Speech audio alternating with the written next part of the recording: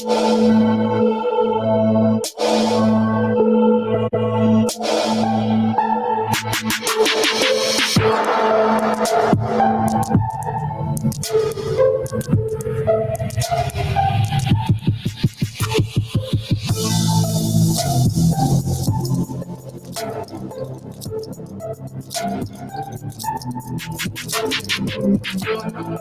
world according to Beatrice Noel. Welcome back, everyone. Beatrice Noel is looking gorgeous again, as usual, and I'm glad to be here. And I just want to say that I will be here forever present at the show, but my cheap Chinese fan conked out on me.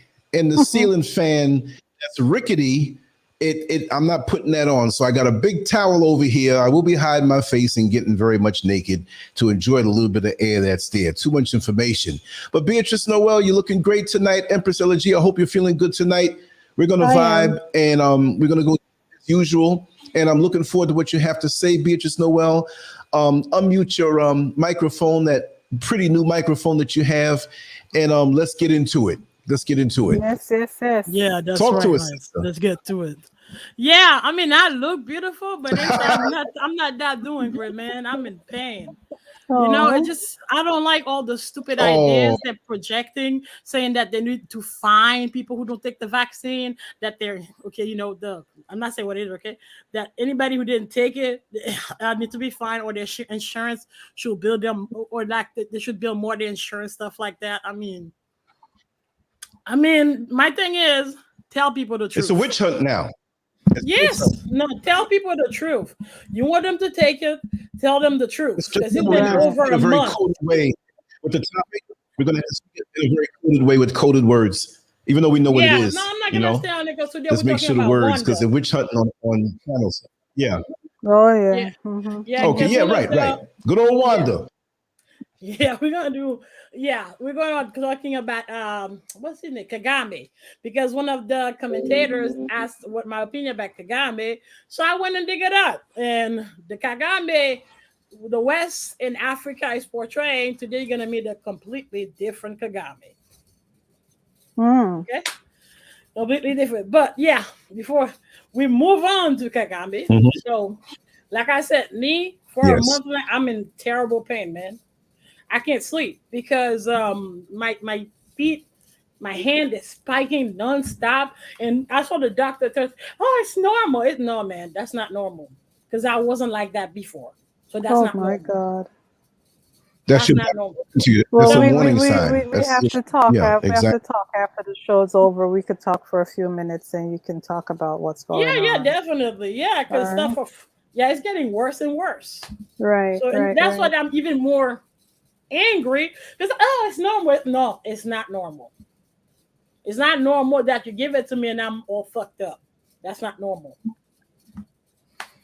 But yes, so before but it's kind of related. So I had another dream. So, but I'm not gonna talk about the dream. Okay. Y'all gonna need to go to my channel to watch it because it's way too grave.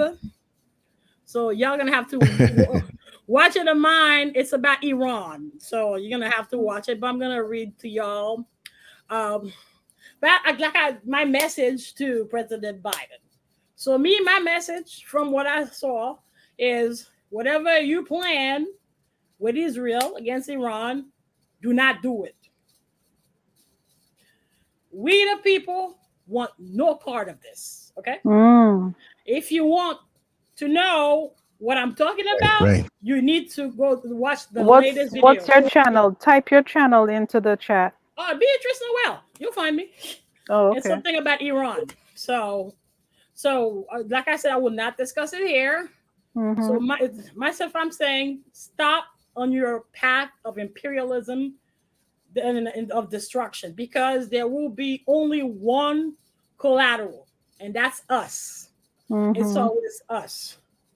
So stop, because just like Egypt angered the God of Abraham and was punished with 10 plagues, you will experience the true wrath of God, of Jacob. And your punishment will be tenfold. The spirits are angry. Jesus Christ will not save you.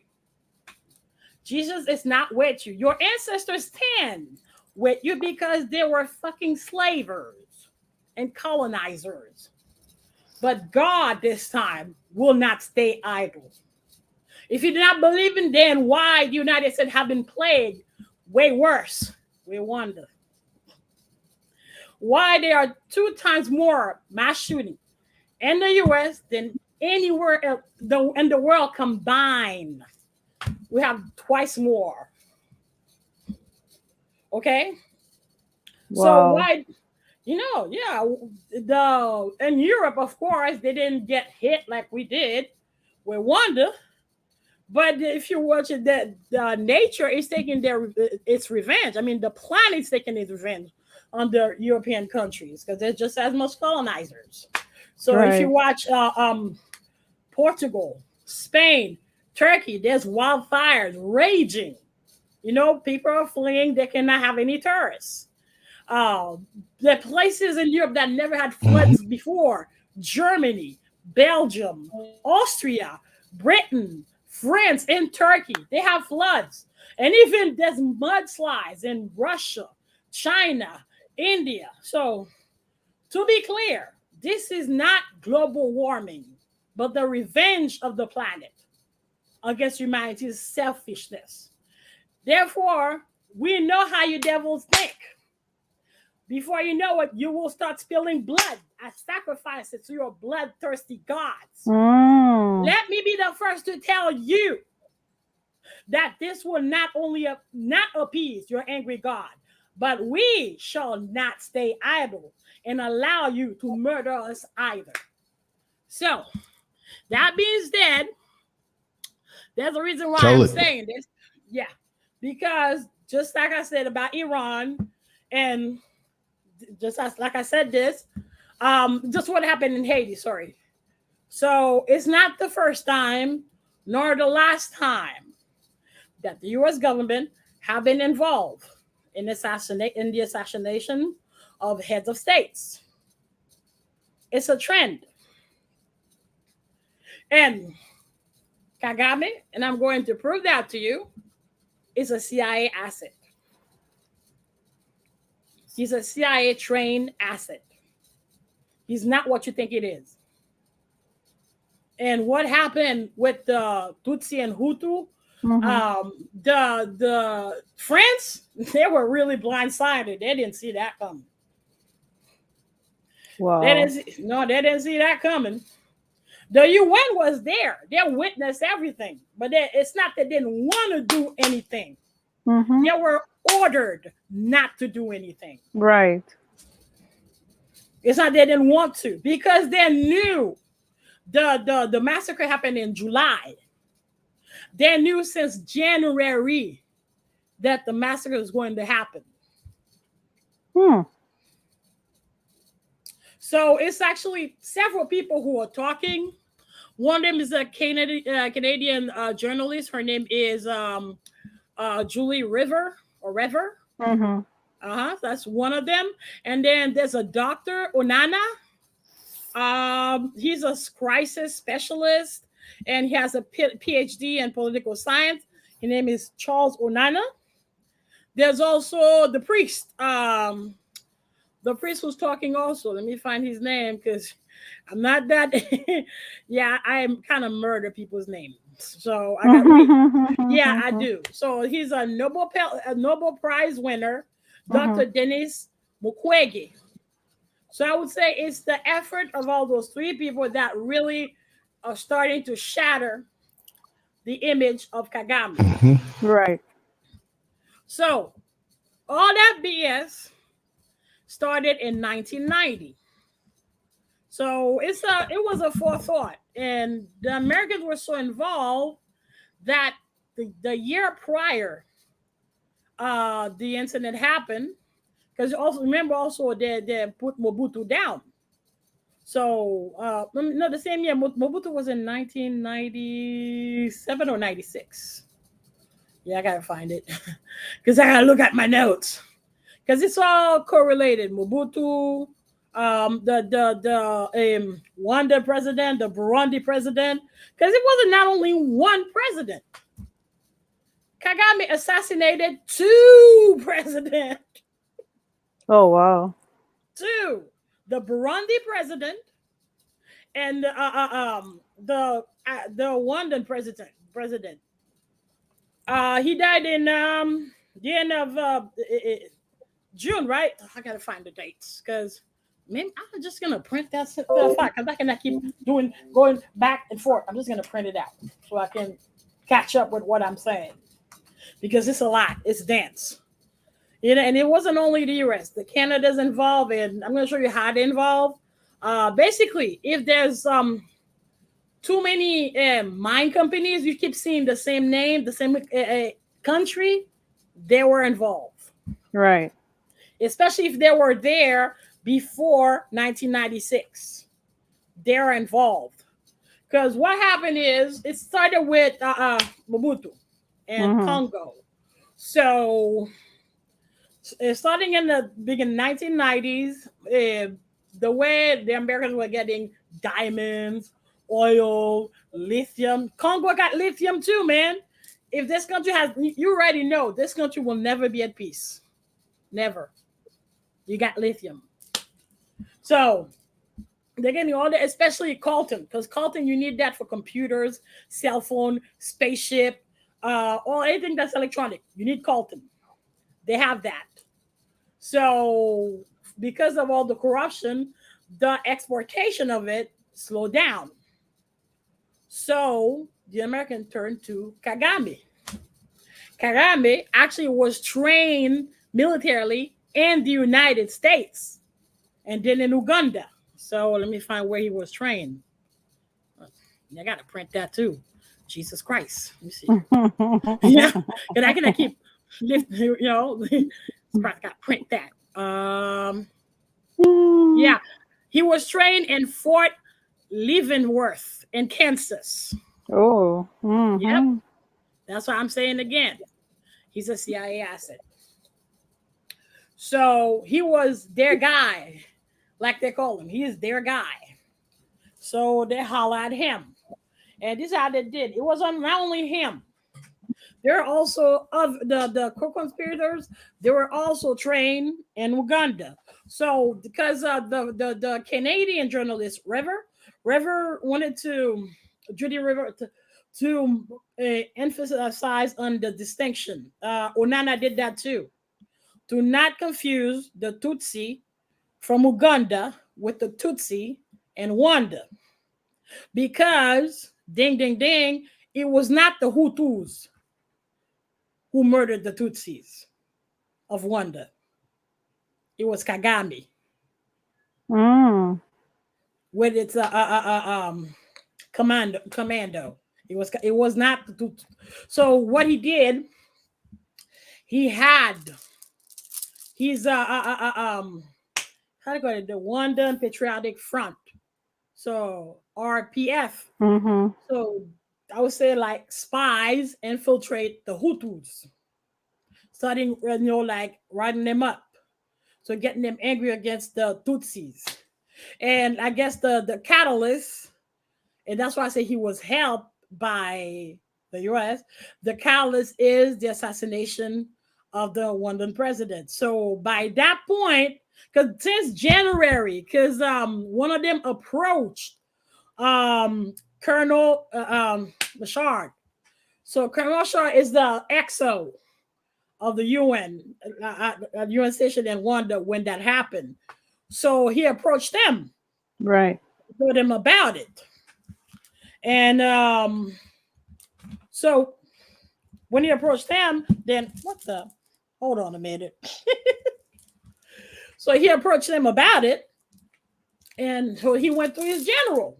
And the general reported it to the United Nations, asking for directive, asking for extra troops. He wanted 5,000 men. They told him no. He wanted extra weapons. They told him no. Finally, they sent him only 2,500 men. And you can see why, because the United Nations headquarters is in New York. You might as well say The United Nations is the United States. So they didn't say nothing. Because even when it started, because they were really blindsided by it. They know it was, but they didn't never expect that they would go as far as murdering the president. Right. So they were completely blindsided because they were there. They were at the station not too far from the airport. And they saw the missile shooting straight for the plane and shooting down the plane. Oh, God. So because in all the reports is saying that it was the Tutsis who murdered. It came from the Hutus. It wasn't. It came from the Hutus administrative so much, Indigo airport. King. Thank you. You know, but you're it was not so much appreciated. But it was not the Hutus. It was right. There were Hutus, but not completely. It was because at the end, if you look at the report, they say, "Oh, that the president was an extremist, and that he was an extremist, and that they killed him because he's an extremist." And it's not what happened. Okay. It's not what happened. It was because they were the London Patriotic Front. Yeah, they were well trained. This thing is so sophisticated, like this web. So because you would never thought. That's why people wouldn't believe that Tutsis would go that far, but they did, because the objective, and they repeated several times. If you look at the report, because at the end there were a bunch of deserters from the London Patriotic Front, a whole bunch of deserters. So, and they went and they started snitching and say what really happened. Because there's somebody that deserted because they went down with this, because it went too far. Because we look at it, yeah, that's complete CIA operation. Because basically they murdered a certain group of Tutsis, rounding up all the Tutsis to go and murder all the Hutus. And Uganda, Rwanda, and Congo, mostly in Congo, because there 7 million Hutus were murdered, man. 7 million. This is worse than World War II with the Jews. 7 million. Kagame is not one of us. He's definitely not one of us. And he needs to go. 7 million, man. Wow. And let's not forget all the women that got raped and brutalized.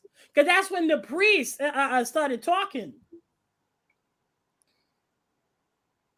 Yeah, that's crazy. That is crazy. Jesus Christ. 7 million. Can't even fathom that. That's almost all of their population, isn't it? Yeah.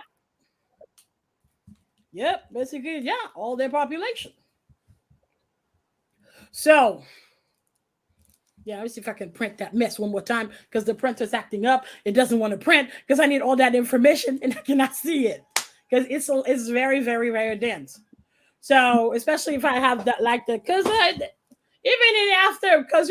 it happened, because they were like the crew and the plane that crashed. They were French. That's why France decided to investigate. France did not know part of this. They got blindsided. I mean, if they were part of it, so why they send investigators? Yeah. And every time you see like Kagame talking down to the French, do all that shit, because he's CIA.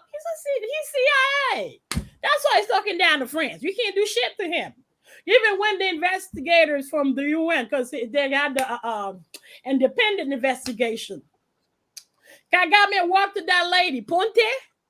He looking straight in her face and say that you're not here to investigate us. You're here to investigate the Hutus. She didn't want to listen. They sent her back home. That's how he knew. Because the judge, she said he had immunity. He doesn't have immunity. He's CIA. That's why he's a spook. Yep, because to start it, because it's Well, it was planned since 1990s, and it kind of accumulated until the massacre of Hutus happened. And the 7 million, that's just in Congo. And they were murdered exactly where they needed to be murdered, in the north, where you got the coltan and the lithium and the oil. That's exactly where they were executed. So several times, they're actually, this is how fucked up it is. They were invested, not only one, there were five investigations, man. 5. A couple by the UN, one by Spain. Spain almost got this motherfucker. Really? Spain almost got him arrested. Him, and he says, "Oh, do you know what happened? How did he slip through that?" Oh, the American ambassador in Spain walked to the foreign minister in Spain and told him, back the fuck off. He didn't listen. Then he went to Britain. He got Britain, some prosecutor from Britain, go straight to one and told him, back the fuck off. He didn't want to listen. So they didn't tell him nothing, because they wanted that he was the second, of Kagame, and he's like just as popular as Kagame, because of the heroism of fighting against the Hutus. Because that's the story, the heroism of all those fucking assholes. Wait a minute, why says there's no printer? The printer's right there. Look at me with my drama with the printer. What the hell? What is going on? I got no printer, ladies and gentlemen. I cannot print my stuff. Oh, no. So, it happened. So I'll set it up in another minute, because that's too much drama. That's way too much drama. Yeah, the printer is on, but it's not going to print nothing. So it is what it is. All right. So I'm just going to look at it. Well, we're here for you. That's okay. Just go do what you do. Yeah, always like, you got technical difficulties. But it's okay. It is okay. Yeah. So I'm looking through the investigation. That's the notes, because both of them, they really did because all the information they got, that because they're Dr. Onana and Rever, they got a lot of detractors, a lot of people trying to discredit their credibility, but all this shit they're saying, that's from the international report, okay? That's from the transcripts. Right. So how can you discredit something anybody can have access to?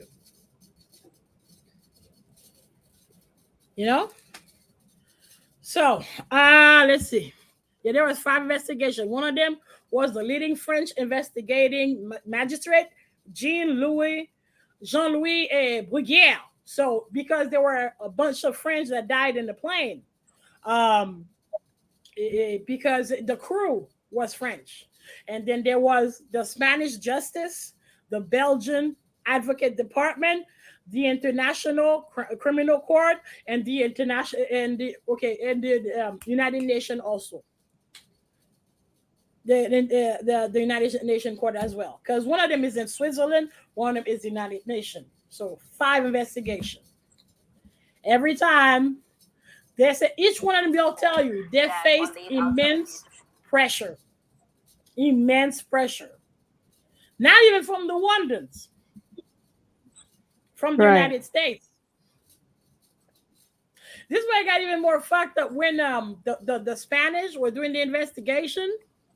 Sarkozy was there before Macron, the president, because they wanted to, since the Americans enjoyed all the spoiled and wonder, so they wanted their piece in. So they were willing to fuck up the investigation just to get a piece of the pie. So that's why, well, not only the American, Sarkozy fucked it up too. So Sarkozy flew in Wanda with the second in hand, standing right next to him. And that second in hand is the main suspect in the Spanish investigation. His name was in the arrest warrant. There were 9 warrants. On top of all the warrants was that guy. And Sarkozy had to, yeah, man. Yeah. So even though the French didn't do it, I still got to give you the fucking side eyes. You know, what the hell? Somebody from there was part of it. Yeah, a lot of people were part of it. You know, what the hell? So let me try. I'm trying to find the name of the guy. No, this wasn't French. Then French wasn't really involved.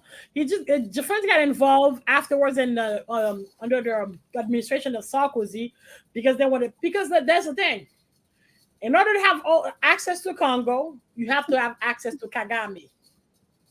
That's how the Americans set it up because that's why he murdered 7 million people in Congo alone, because that's exactly where the resources are. So there are trillions of dollars that going through the Rwanda Patriotic Front and Kagame. Right. This nigga probably is a zillionaire. Okay? So you hear about Mark Zuckerberg and the other one, the Amazon guy, they ain't shit compared to what I believe Kagame is worth. You know, this guy is like the fairy tale story in the show Queen of the South with Teresa. Kagame is Teresa. If you watch the show, you see what I mean. You know, because wow. Because, you know, 5 investigations, and every time they didn't point their finger at him. And that's the thing, too. That's how powerful it is. Right now, Congo had to put a security detail on the doctor, Mukwege, because he has been receiving threats from the RPF. Right. From the special, because they call them the technicians. Yeah, they're the Ugandan Tutsis. They call them the technicians. So he's been getting a lot of threats from the technicians. So I'm just looking for Sarkozy because things not cooperating. Sarkozy with a K, right? Sarkozy. What is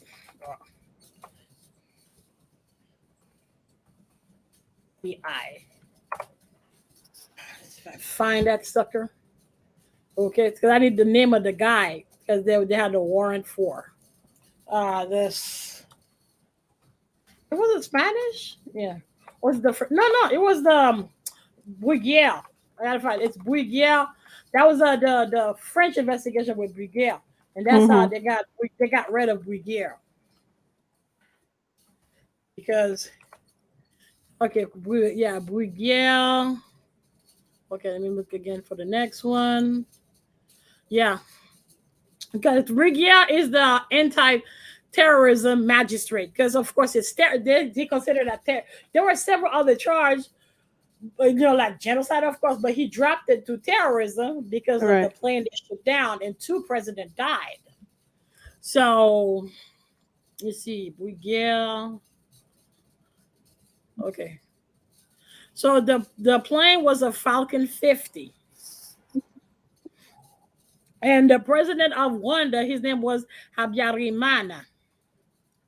So, and they said that in the report, it says it was Habyarimana's accusers, who his inner circle, that the extremists who shot his plane, but it's not what happened. Even if it was the Akazu, they had Tutsi all over it. That's why he died.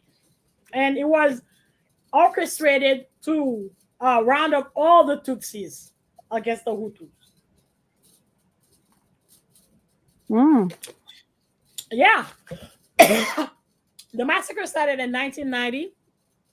So to get it under his control, yeah, because he's part of it too. Why Mobutu got deposed. So he deposed 1 president, assassinated 2 presidents. Kagame he's a mad dog of Africa. That's what I would call him. The same way you would call Gaddafi the mad. Gaddafi was not the mad dog of Africa. Kagame is. Because Gaddafi didn't assassinate presidents. two of them. Kagame Right. did. Plus he deposed another. And the reason why Congo until now is not stable, it's all Kagame with with RPF. Because the Americans are funding him weapons and train child soldiers too, children soldiers too, to him.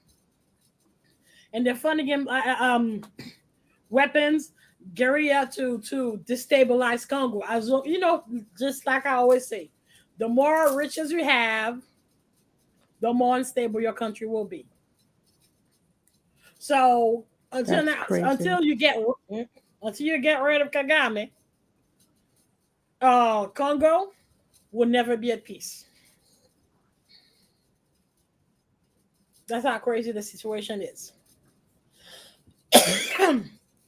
Yeah, so I'm trying to find the name. Oh, yeah. Okay, so yeah, there's the name of the guy. Kabarebe. James Kabarebe. He's the right hand of Kagame. James Kabarebe also. You can look up his name and you'll see videos of him with the United Nations, portray him as a hero. He's a mass murderer. It was James Kabarebe that also went to Congo. That's why the war was against him. Because he was the lead of all the commanders that went and murdered 7 million people.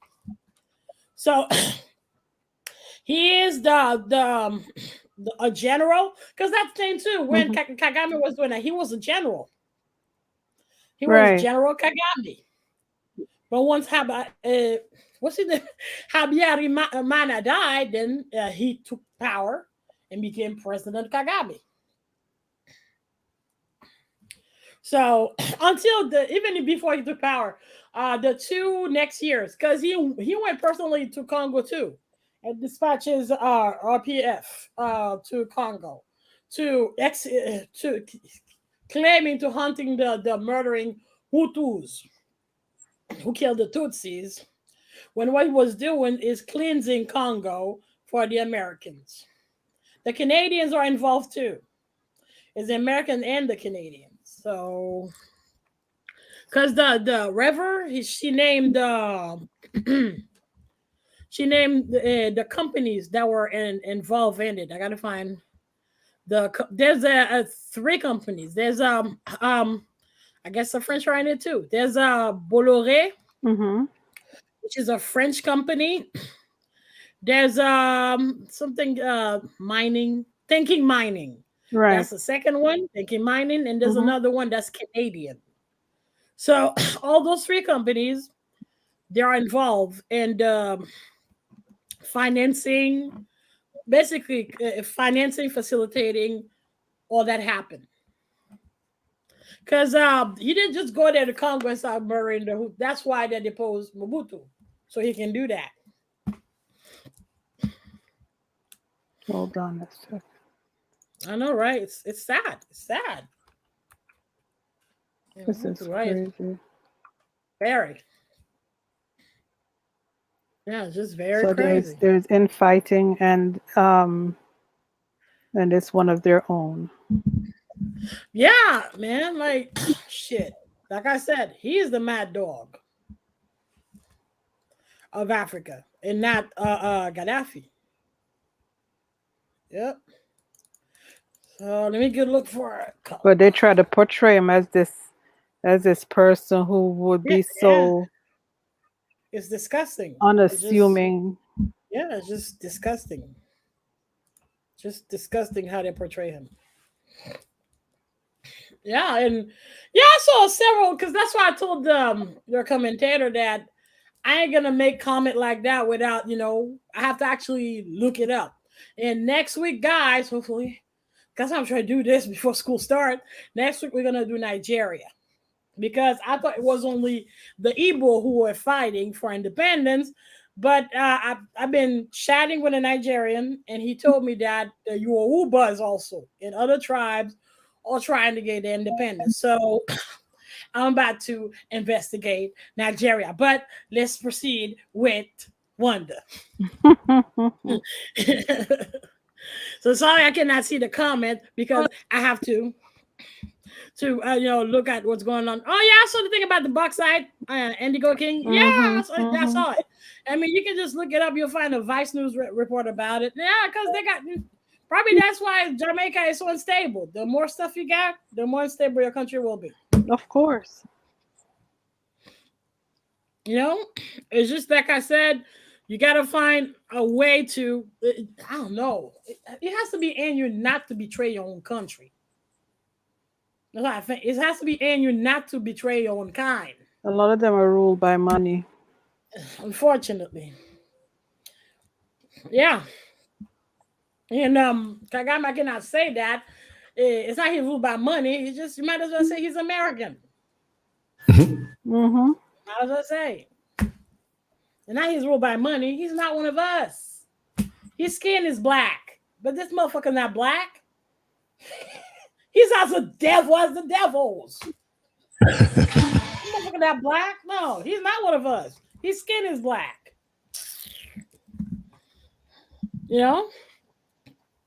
And if it's from what I understand, the way this man is dangerous, because he kidnapped remember the movie Hotel Wonder?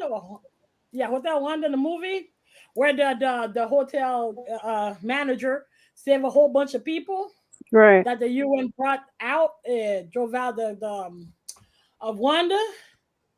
He kidnapped that guy. He kidnapped him, and he wasn't even in Wanda. He kidnapped him in Dubai. Wow. Because he got in the plane. Because that's the thing. That's what I'm saying. He's CIA and the Americans are helping him. Because that guy is a U.S. resident. He's a Belgian citizen and a U.S. resident.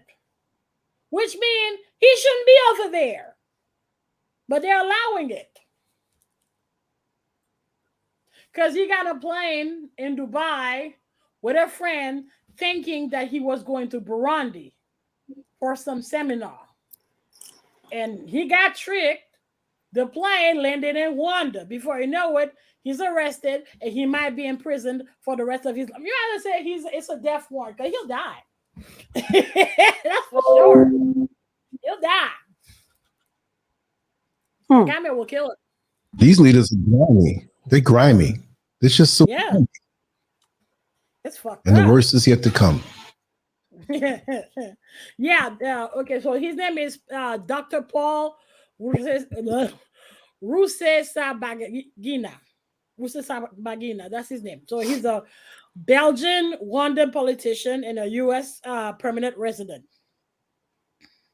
So to validate what Kagame is doing, they started doing a really, like destroying his character PR. So they had like the victims from the hotel said they never knew about him until they saw the movie Hotel Wonder.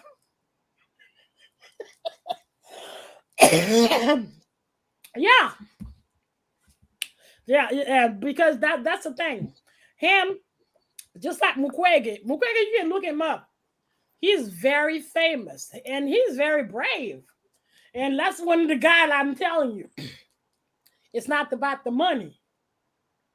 It's not about, aligning with devils. At one point, you have to take a stand. Right. You have to.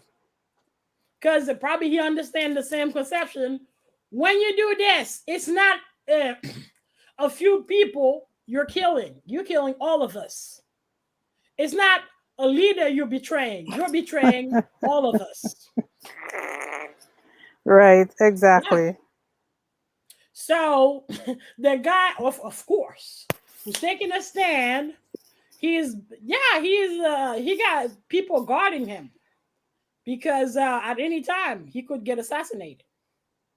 Kagame got no shame. He got no shame whatsoever, man. And there's even character a slander PR against him too. This is crazy, And And I cannot say, oh, it's Africa or they're corrupt. No, man, African are not corrupt. It's just every time there's a devil finger in the ass. That's what it is. They're not corrupt. And yeah, every time there's a devil somewhere in the back. You know I'm an artist, and I saw that. You are a bloody mess. No, I mean that for real, man. For real. Every time. You know, I muted my speaker for a second there, and I had to take it off because I was like, "Oh no." Yes, I said it. Yes, I said it. Yep. Every time. There's even the myth that's saying that African would sell African to the colonizer now. Because if you look at the story of the Congolese queen, was she queen? Because she was for a little bit. Because she fought against the Portuguese just because of that. So they wouldn't sell off her people. She didn't want any slavery going on. And it's so not true because from the beginning, wasn't it the Arabs? Muslim who, I mean, what the fuck? Every time, man, anytime, you see something wrong happening, religion somewhere is creeping in. There's always religion. It's a factor. So for the white devils, because it seems that my doctor watched it and said I feel animosity against him, which really caught me off guard. I'm like, what the fuck are you talking about? I mean, like, I even texted them, you dumb motherfucker. Well, I didn't say that, but you dumb motherfucker. If I felt any hostility and animosity towards you, why would I still come and see you? Why? Wow. Okay. So you're right. He's a Karen. So whatever, Karen, do you go to town? Whatever. So because just using reverse psychology. Yeah. No, he does that a lot. Fucking with my head. And every time, when they confront him, I did not say that. Yeah. I'm used to this devil. That's how the manager used to be at Coast Guard. Like, why you said? Oh, I never said that. And you're not confused. What the fuck? Did not hear that? That's how they roll. That's a Karen. So with a Karen, you have to be there because even they hired another black girl. They go, "You're right. You may need to record her ass because she keeps saying she didn't say it." So, yeah.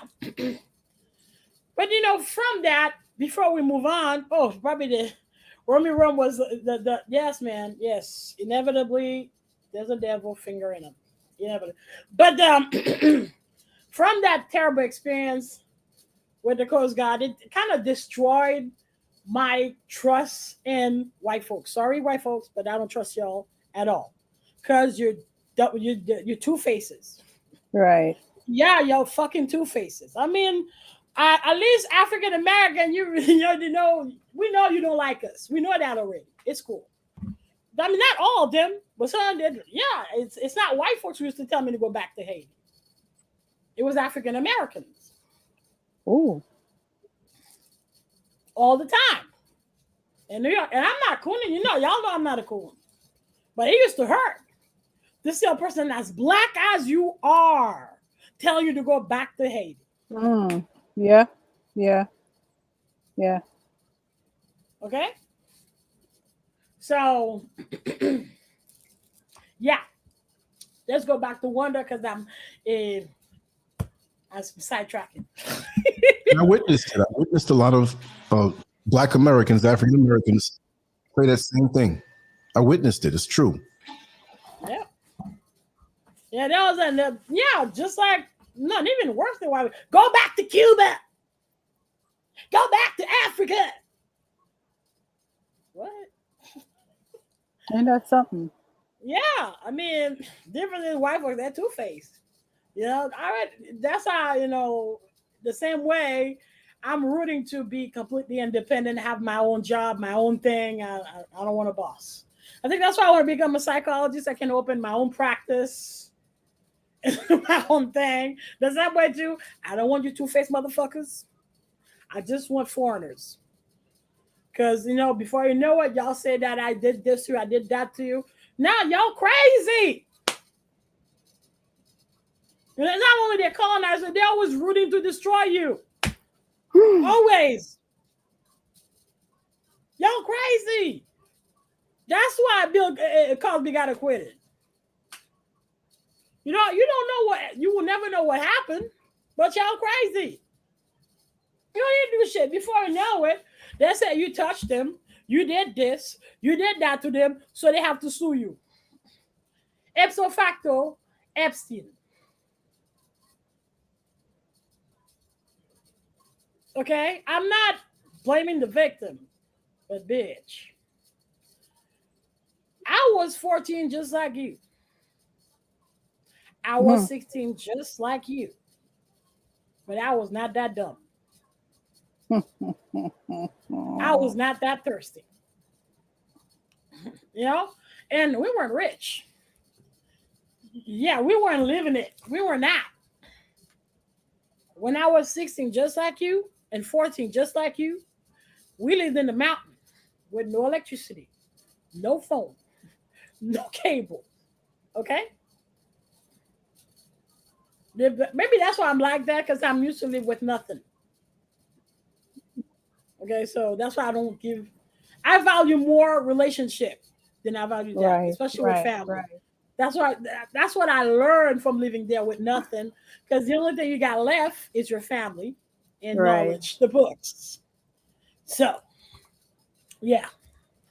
Let's go back to Wanda, because now for real, I'm sidetracking from the whole story. So I got to start from the start with River, from what River said. So, what happened is with River, that's why she started talking, because she wrote a book. In the book, where she got all the document, a court record investigation. She wrote a book about Wanda and what truly happened, because she wanted the world to. It's not like she got a vendetta against Kagame, because when you read the investigation, what they're saying is not what happened. Okay? So she wrote a book about it. And she said she'd been doing this investigation for years before she published that book. Yeah. So she was trying to publish it in 2018. And she'd been building a network with Wanda, building a network with RPF and the deserters. And because she said, Onana said that too, that the core conspirators, they're not in Wanda. Because you know how that is. Whoever put you in power, you got to kill them. That's how it always is. Gaddafi did it. Duvalier did it. Whoever, Putin did it. Whoever who put you in power, you got to kill them all. Because the same way they put you up, they'll put you down. Exactly. So all those people, they live in exile. So she got access to. She got also access to the Tutsis, the refugees that are. Because that's the thing. That's why the Tutsis are not talking. They're still being terrorized by the Ugandan Tutsis. So they don't talk. They don't say nothing. Because even after the massacre was done, they're still harassing, taunting, terrorizing the Tutsis. So they don't say shit. And of course, who is the Hutus? They ain't no Hutu. They got rid of all of them. Unfortunately, I'm apologize if I have to use this term, but they're stressed it out. And all the testimonies she got over and over again, they had to be exterminated. Oh my gosh! All of them. They had to be all the Hutus exterminated. Read that over and over and over again. From all the testimony, that was stress upon that. Exterminate them. I cannot call that hate anymore. I mean, damn. That's beyond genocide, man. Yeah, you're acting worse than the devil. Then again, Kagame, Clinton dick was all up your ass. Because it's Clinton's in it. All that happened in Clinton administration. It's Clinton who sent him funding. Oh, to facilitate all of that. Another visual. What took you so long? Right? No, I mean, I gotta disrespect you because I'm not black. You're not one of us. I don't know what you are, but you're not one of us. Right. You're not one of us. Because we used to have a tyrant in Africa, but it never was like that. It never was like that. No. I mean, those kind of murdering behaviors, they started with you motherfuckers. You devil motherfuckers. Stop meddling in our affairs all the fucking time. But so she wanted to publish the book. She went to, what's the name of that company? She went to, and that French, they were about to, and then out of the blue, they told them we can't do it anymore. Really? She asked for an explanation. Yeah, they couldn't tell her why. Because she was going to publish it in English now. It was already published in French. It was going to be in English. They told her no. Yeah, they told her no. They're not going to publish it. So, then she went to a different company to publish it. So all the you got to focus on Kigali, because the Tutsi that were massacred, it's in Kigali. So where the president to Habyarimana, Juvenal Habya, President Juvenal Habyarimana, and Burundi's president Cyprien Ntayamira. So both of them were assassinated, when the plane exploded with the missile that hit the plane. Mm-hmm. So it's because he died in April. Shit, that was in April? Damn. Because that's when it started too. It started on April 6, 1994. So I had the dates wrong. I have to look at the notes. So from that day to July, Tutsis were being assassinated. So the guy that Colonel Machar encountered, the guy told him that there's his name too, but it just I didn't write his name because obviously that's an informant. But if you look Machar, you'll find the interview with PBS and you'll find his name. Right. So okay. So he said the Hutu explained to him that they were like several factions. Some had guns, some had machetes, and they were going to split Kigali in 10 sections. So it's easier that each faction gonna do their own attack simultaneously to exterminate the Tutsis in Kigali. That's how it was going to happen. Right. Yeah. So, but what they didn't know is they were being fueled by actual Tutsis from Uganda, because they wanted to create that factor where almost 1 million Tutsi died to give an excuse to murder over 7 million Hutus in Congo. And I don't know how many died, because even at the same time while the Tutsi were down in Kigali, he was already murdering Hutus. Nobody talked about it. That's how scary this man is. So the UN was focused on Tutsis, but he was murdering Hutus already. Wow.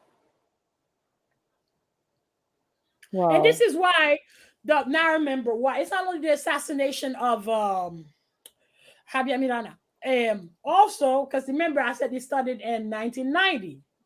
So what he would do, he would send his commandos, the RPF, to burn their lands. That's what Rever said. Starve them out. Yes, burn them and terrorize them, so they're exiled to Rwanda. So they're already angry. and because they lost their land, they lost what they had. So, of course, it gives the impression that they were plotting against the Tutsis. And while he's doing all that, this man is really scary, man. While they're doing all that, he infiltrated them to pour gas into the situation to create the genocide of the Tutsis. My God. That's why, you know, it's so sophisticated that, you know, you can't believe it. That's why, you know, from the sophistication, I mean, come on, man. He's obvious spooked. Obvious. You know? Because that's really Machiavellian. Very Machiavellian. That CIA Machiavellian. So, I even went to look up some of the companies, because she said it was the French, and I went to look up the mining companies in Congo. Mm-hmm. And some I found the desk because I didn't have time because there's so much stuff going on in Rwanda. It's dense. So I don't know, maybe one day I'll do a second show, but I hope this day is the day you put you down, Kagame, Paul Kagame. And I said it again. The next time I'll do a show about Rwanda, I hope it's the day where they put the mad dog of Africa down. I said it. But yeah, you got a Banro Corporation. It was founded in 1951 in Toronto, Canada. You got Metorex, founded in 1975 in Johannesburg, South Africa. Basically, if you keep seeing a same country, right, involved. There's African Metal Corp, founded in 1980 in Surrey, Canada. Eurasian Resource Group, founded in 1994 in Grand Duchy of Luxembourg. You got Mawson West Limited, founded in May 1st, 2000 in Westport, Australia. Lancor, I'm not sure about Australia. So there's Lancor Resources Inc., founded in August 2003 in Toronto, Canada. What's in Canada again? So you got Zuri Copper Limited, founded in 2003 in Daglish, Australia. Anglo Gold Ashanti, founded in 2004 in Johannesburg, South Africa. South Africa again. So you got Amini Gold, founded on March 23rd, 2005 in Brisbane, Australia. Armadale Capital PLC, founded in 2005 in Esher, United Kingdom. You got ARC Minerals Limited, founded in 2007 in London, United Kingdom. AVZ Minerals Limited, founded on May 1st, 2007 in Westport, Australia. MMG Limited on June 7, 2009 in Melbourne, Australia.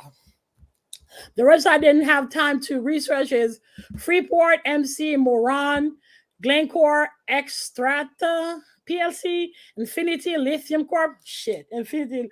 It's so fucking up. That's so fucking up. Damn. But keep in mind, because there's three companies she named, Rivers. And keep in mind that those companies, they may have changed their name and have a different like those, because some of them are like Loncor's franchise. Zuri is a franchise. Banner's a franchise. Metrox a franchise. So African Metal Corp is another franchise. So it might be the same original motherfuckers who funded the coup. Wow. It's just their creative franchise. Yeah, because that's the thing too. So when the assassination of Habyarimana happened with Cyprien, so France sent the peacekeepers were already there, okay? But France sent les casques bleus.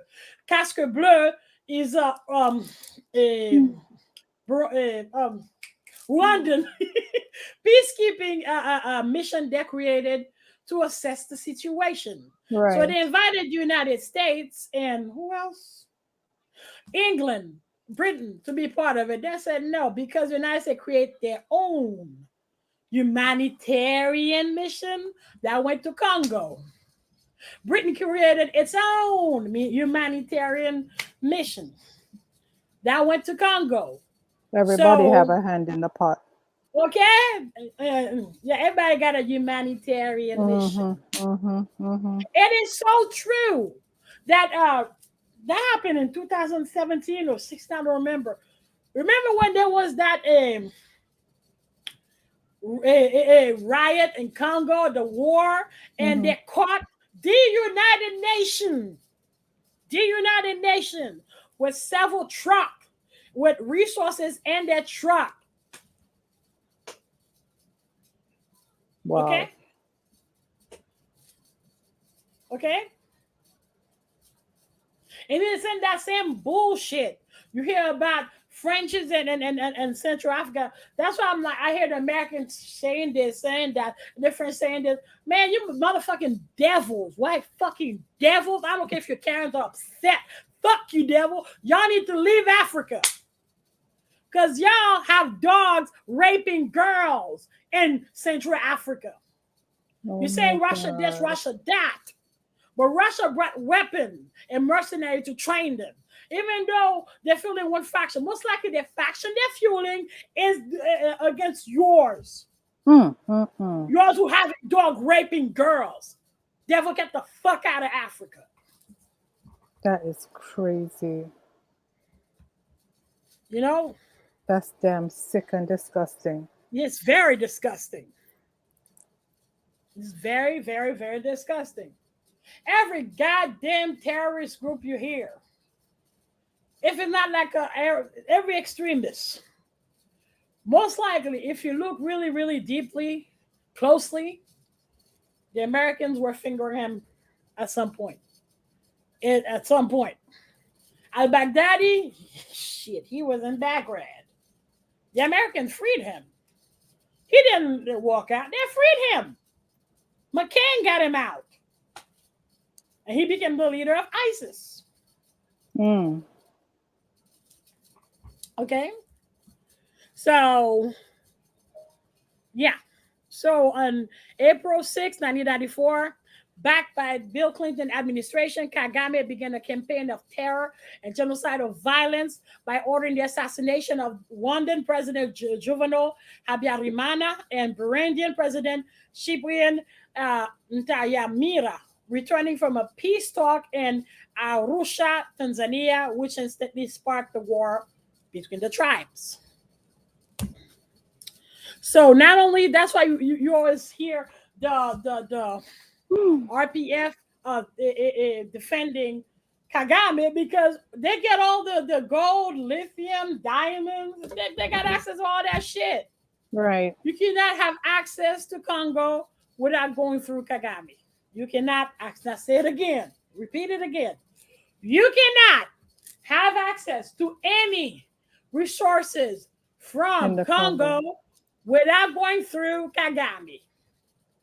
All the resources, all the mining company you hear, you have to go through Kagame.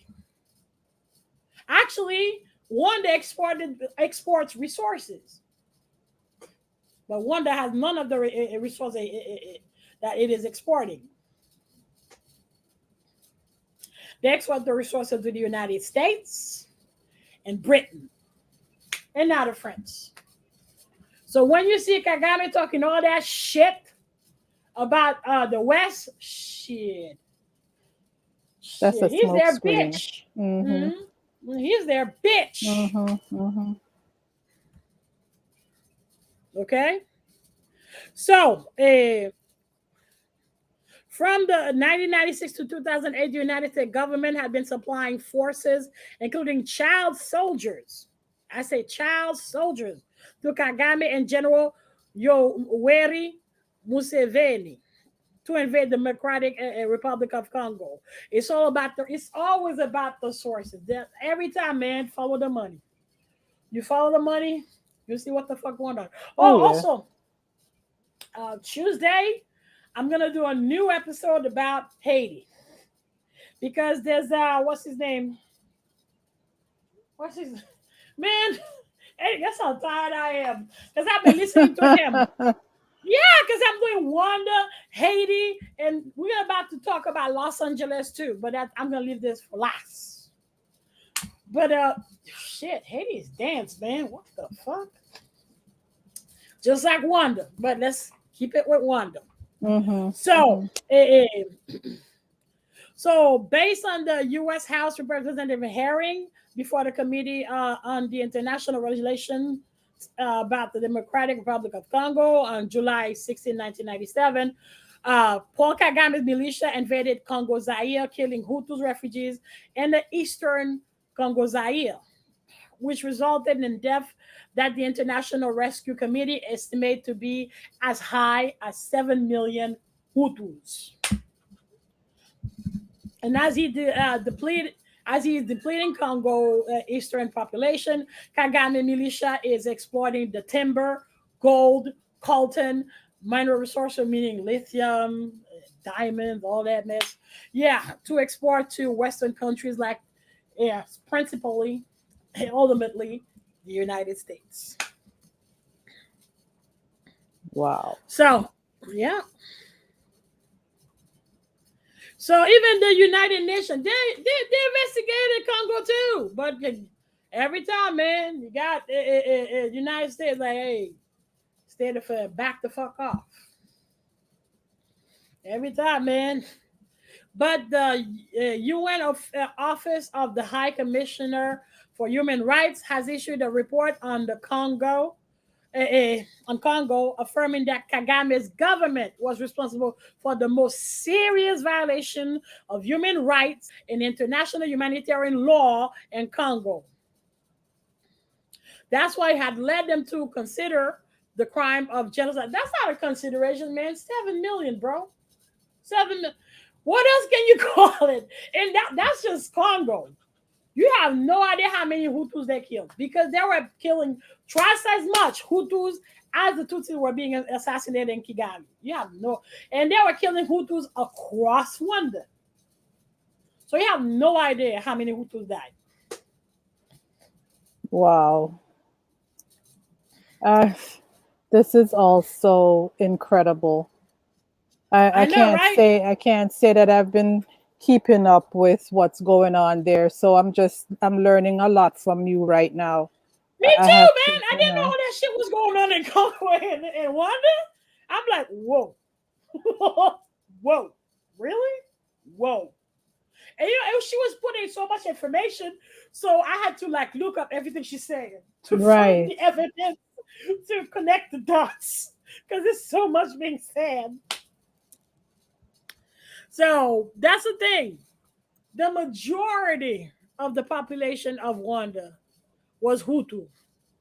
The majority of the population of Rwanda before April 16, 1994 was Hutu. That's not even tribalism anymore. Because usually, white folks, oh, that's tribalism. Oh, that's fight between tribe. Bitch, please. That nigga came from Kansas. Probably he's a U.S. resident too. Bitch, please. I bet you when they find it, no, this nigga gonna die. Then that's why he's holding so hard to power. He knows. Shit, there's nobody gonna take you. You're going to die. He knows that. You're a dead motherfucker. And unfortunately, as soon as that's why he's still in power, because you get rid of him, they're gonna put another devil with black skin. That's why my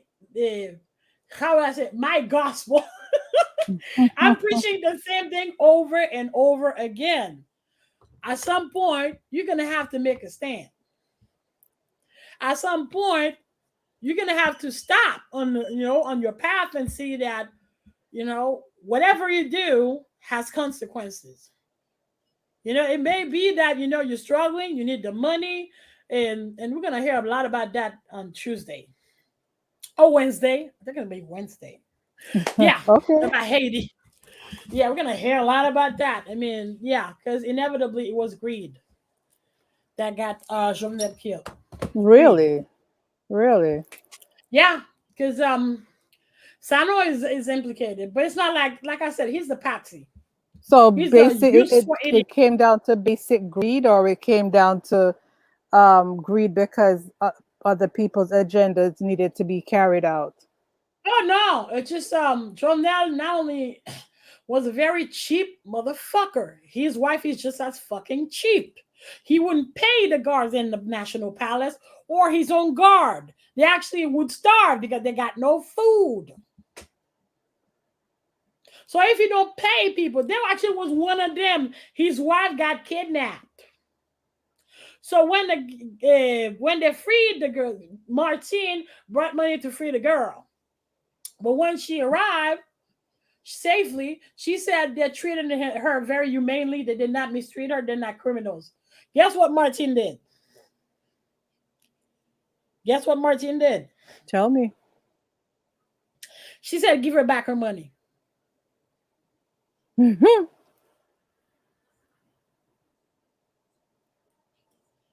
So, yeah.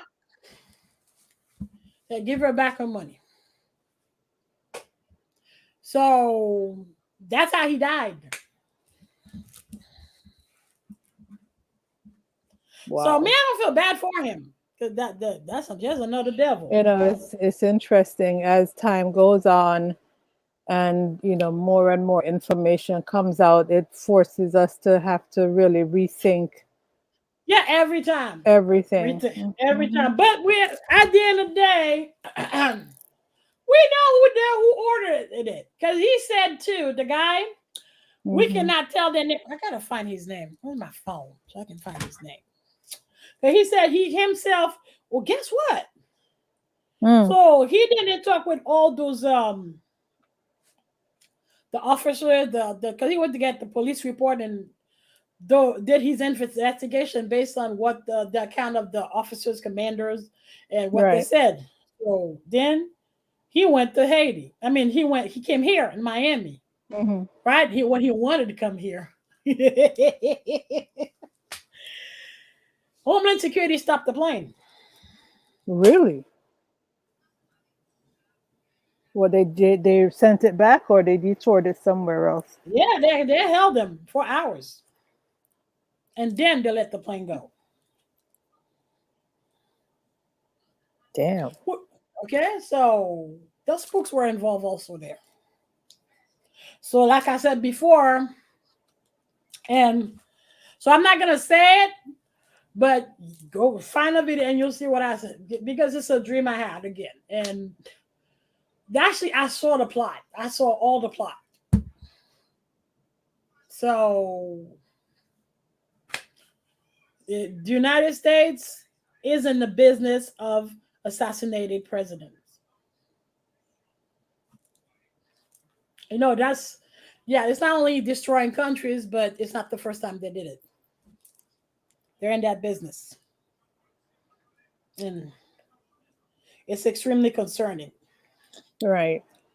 Yeah, extremely concerning. So, what's the name of that guy? Man, that's how tired I am, man. I can't even remember the guy there. That's just disrespectful. You're allowed. You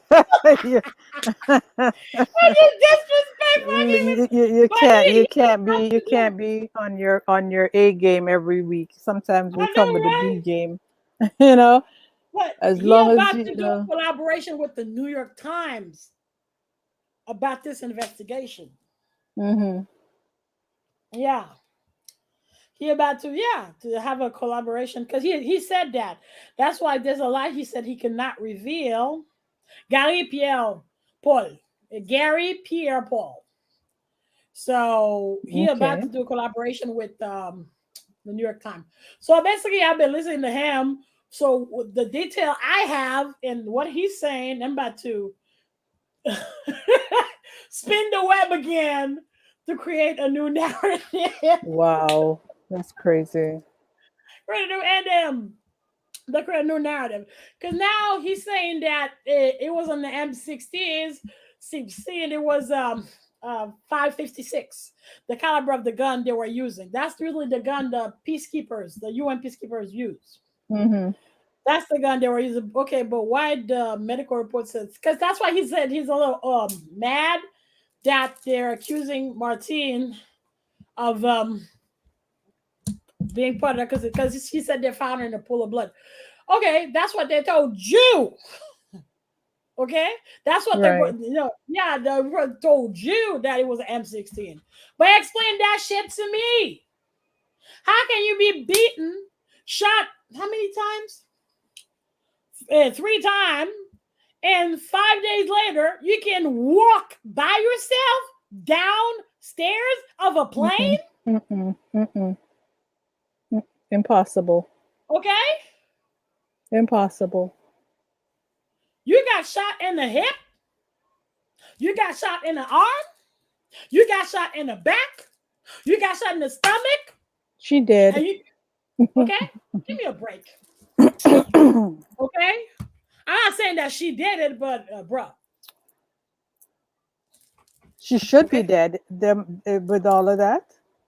Yeah, because I looked it up because I looked up those guns. The bullets are like this. And even if it was 5.56. So you got this in your ass, this in your stomach, this in your back, this on your, and you can walk 5 days later. No. Our organs, there are too many organs that should be damaged. Too many organs should be damaged. I mean, how lucky can you be to miss vital organs? Okay. Just saying. I didn't say that she killed her husband. But there's a narrative that they're pushing, and even him.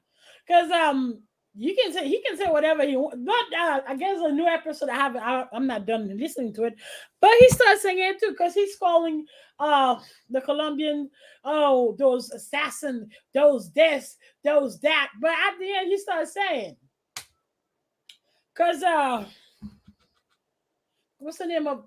Because I taped it, because I didn't even type. I'm taping, and then later today, I'm just gonna write what I'm listening. Right. Yeah. So I think they're visteros. Those Colombian they caught.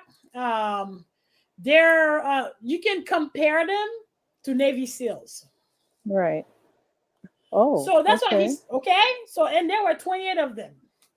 So explain to me how the Haitian police captured 28 Navy SEALs.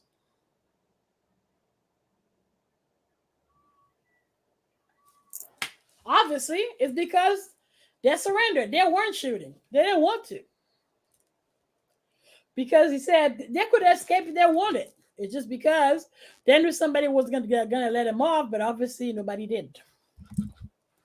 So I gotta listen, because he's insisting that they murdered him. But I gotta still listen, because even what he's saying, it doesn't make sense. It's not adding up. Yeah, it's not. It's not adding up. I mean, he gives a lot of detail of what happened, like hours per hours, date to date. This happened. This. Okay, so it covers a lot of gaps, but it's still. I'm like, I have questions. It doesn't make sense, because that's a report. He's reading the report. It doesn't make sense. So where's the wife now? Oh, she's in Haiti. Oh, she's back home. Yeah, she wants to be the president. This bitch got no shame, man. I don't care if you're a victim, you're this, you're that. Bitch, you got no shame. Your husband haven't been dead for a month. Or have been just a month. Just about a month. Just a month. Just about a month. And already you want to be a president. You got no shame. So you're not even mourning. Nothing. Bitch, you got no shame. I say it again. Or she just want to carry on his legacy. Who knows? Yeah, that's the narrative they're pushing. I know. Because if you listen to the analysis of Bien-Aimé, Jean Bien-Aimé, Jean Fils-Aimé. I'm fucking everybody's name. Fils-Aimé. Okay. Yeah, Fils-Aimé, because he does it in French, and he said it wasn't by accident they left her alive. It wasn't, because it wasn't because inevitably, she becomes a live martyr. Inevitably, the people will round up behind, and that's the thing, man. That's what it aggravates me the most. Those same dumb motherfuckers who were protesting for weeks, saying that Jovenel has to go. Now you're running up behind Martin.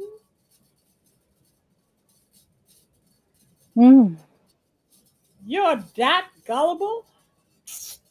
Please. But yeah, Wednesday we're going to talk about Haiti again. Right.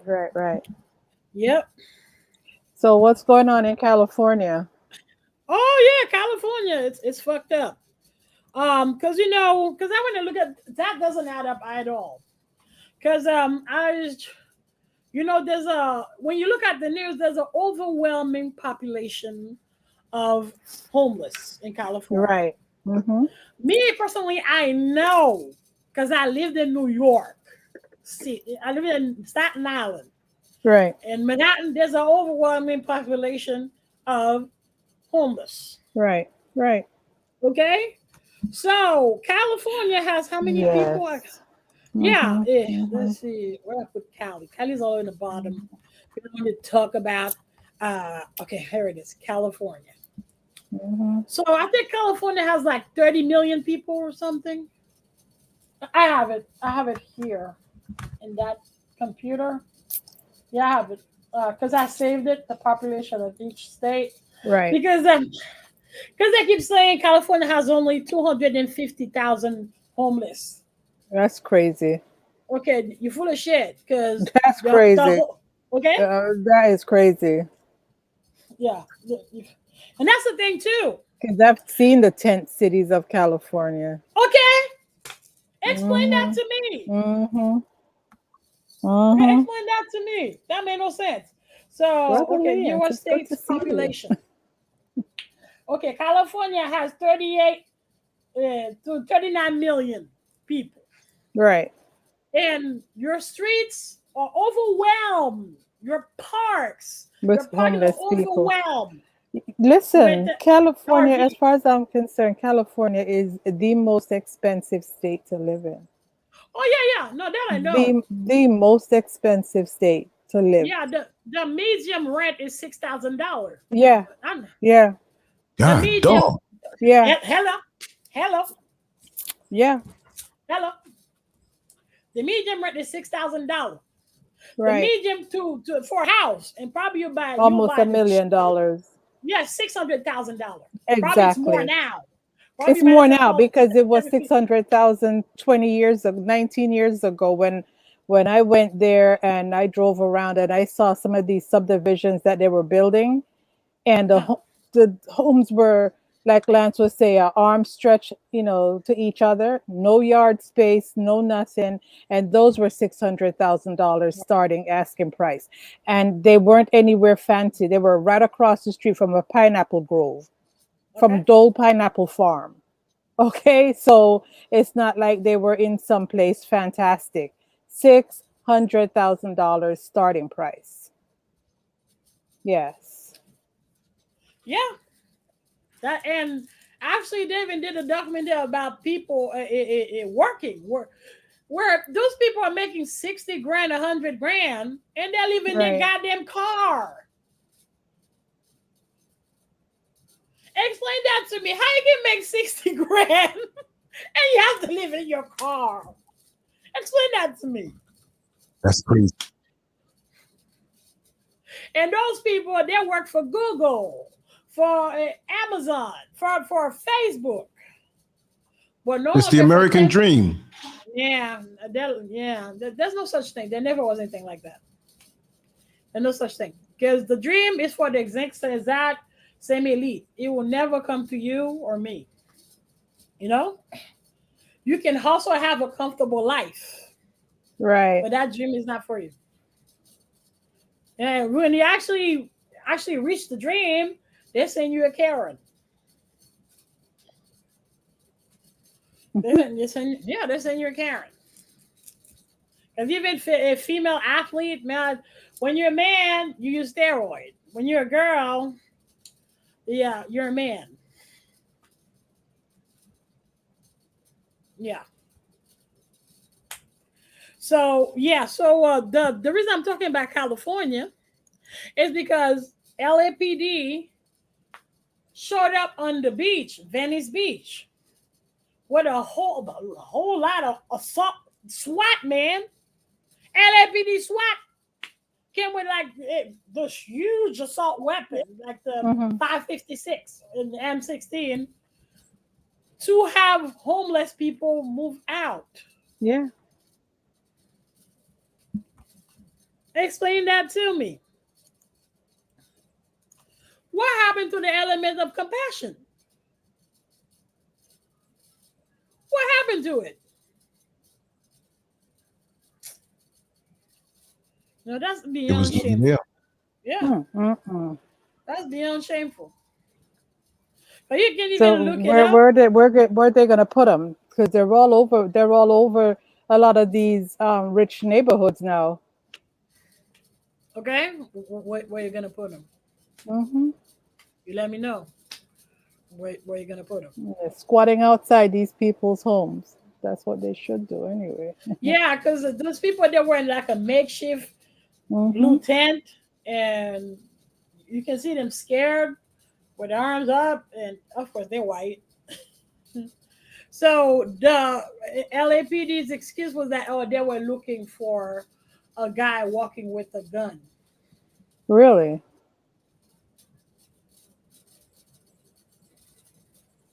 Let me tell you something. And I said it before, I say it again, okay? Revolution is coming. You can do whatever you want, devil. You can oppress us, distract us with social media, have the food more expensive, but it won't even be us. It won't, because we're used to this, okay? We've been enduring this for almost 500 years. We're used to this. It won't even be us, because January 6th happened. That's a prelude. Jersey, that wasn't us. There were no black people among them. That wasn't us. And the revolution, that won't be us. It already started. I'm surprised they ain't doing it here. France is all fucked up. Britain all fucked up. Germany. Spain. White folks are angry.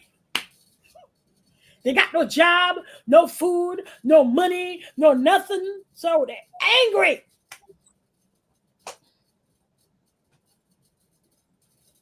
Yeah, I know LA pigs are guilty as hell. I know. Yeah. Yeah, and it was also Kwame who asked the question about Kagame. Yeah. So I follow up on what he said. And next week it's going to be Nigeria. So stay tuned. But yeah, what we're talking about, revolution's coming. Yeah. So, yeah. Because, for example, the tragedy that happened in Germany, the flood, the people were like, because Merkel was going to come to see them, they were like, bitch, you don't need to come here. Because we know what you're coming here for PR. Take your stupid ass PR somewhere else. They didn't say it like that, but and they were white. There were no black folks there. They were speaking their mind. Yeah, all that, even like the yellow jacket in France. They're not black. They're not even Arab. They're white. So it's a matter of time that this man's gonna come here. So me, I'm gonna buy a huge bag. I'm buying popcorn, because me, I got gas.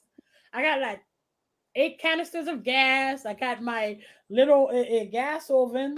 All right, I just gotta buy a UPS for my computer, an inverter, and do my get my popcorn ready and watch y'all going crazy. Like you always do. It's coming.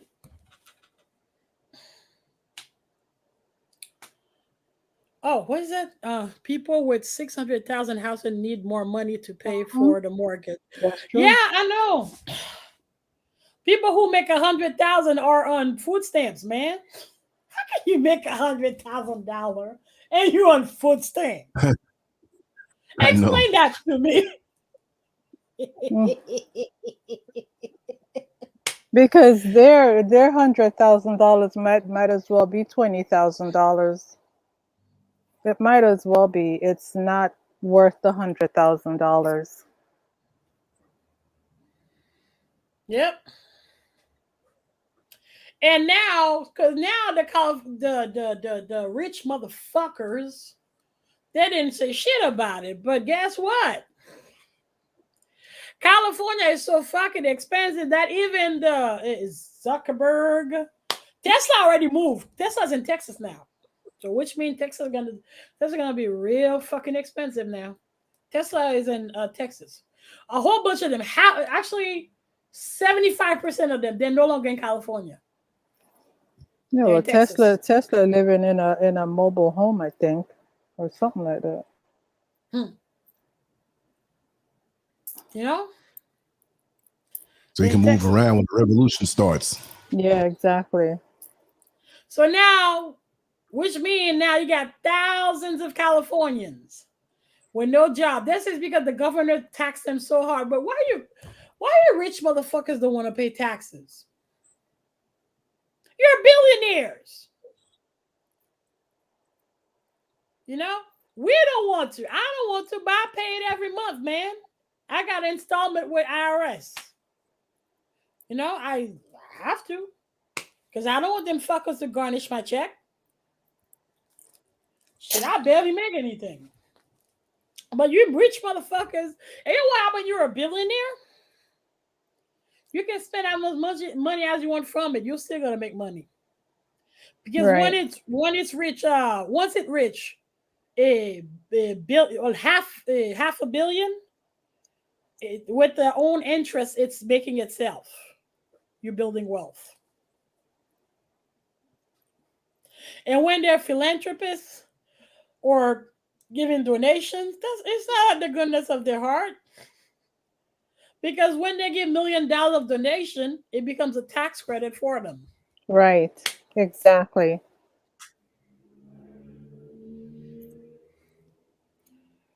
Yeah. I love Kwame. Did you read what he wrote? Oh my God. Yeah, they're greedy cretins.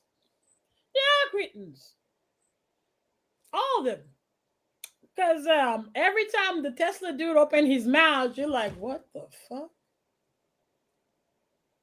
The fuck? Because when the pandemic started, he said on Twitter, the reaction was stupid. Mm-hmm. The fuck? Mm-hmm. Yeah. So it's okay to displace already displaced people. I don't know. It's like I said. I mean, even though I know y'all, it's not all y'all who like that. Not all y'all like that. Well, unfortunately, I would say 60% of y'all are two faces. Okay. But I'm the one who are not two faces. I'm calling upon y'all because I know I don't call all of y'all devils.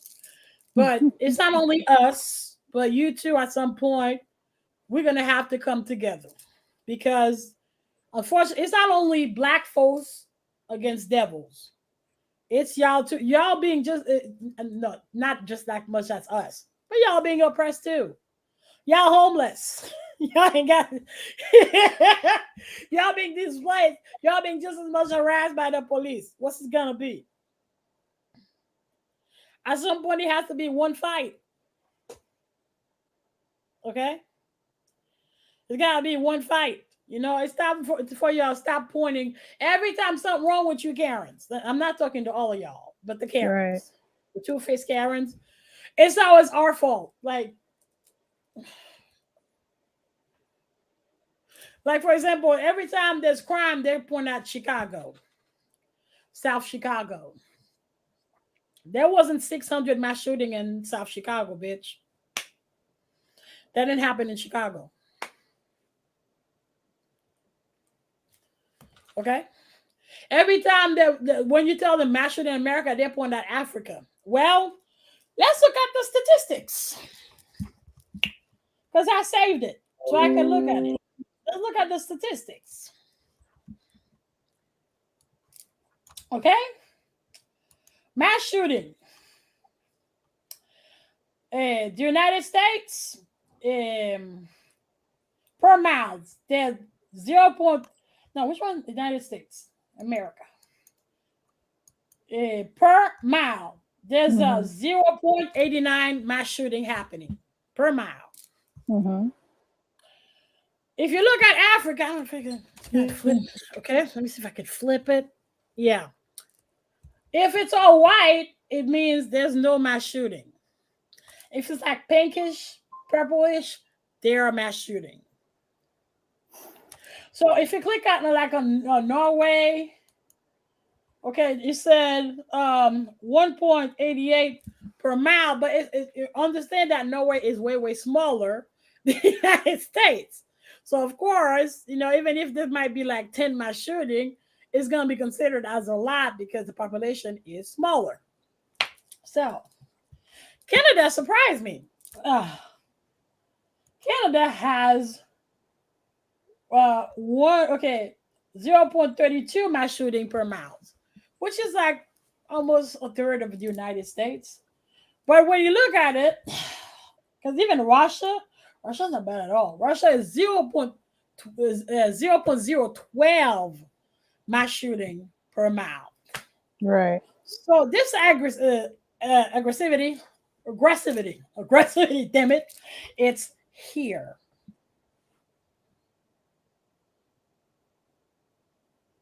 So it's a problem with us. And 80% of that aggressivity is not Black people. It's not Native American. It's not Asian. It's white folks.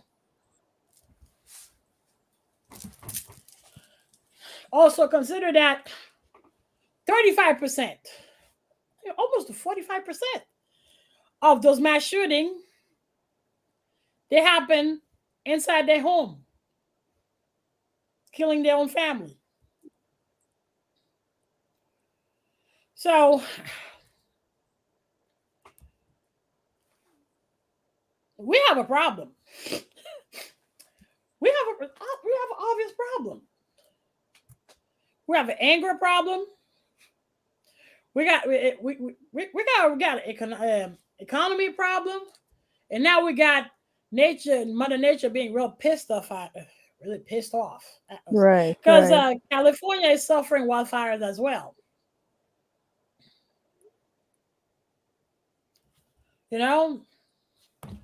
As well. So, and it's correlated to how we're behaving. It's not global warming.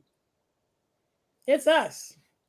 It's spirits raging. They're saying something. We're just not paying attention. Of course, yes, it's partially global warming because we're acting up. Not all of us, but because we're not the one who have nuclear plants. We're not the one who have a mega. How do they call it? CERN. We're not the one who have what's the name of that device? The device the control weather, the weather control machines. Mm-hmm. We're not the one who have them. We're just the people. So obviously, and I was watching. Y'all need to watch it. The new show about UFOs on Netflix.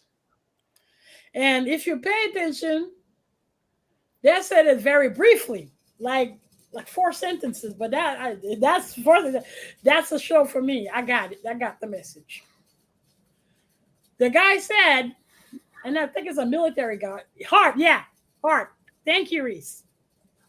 The guy said that when the UFO started appearing under the administration of Eisenhower, every time they would do a nuclear testing, somebody was messing with the testing. and they were not human.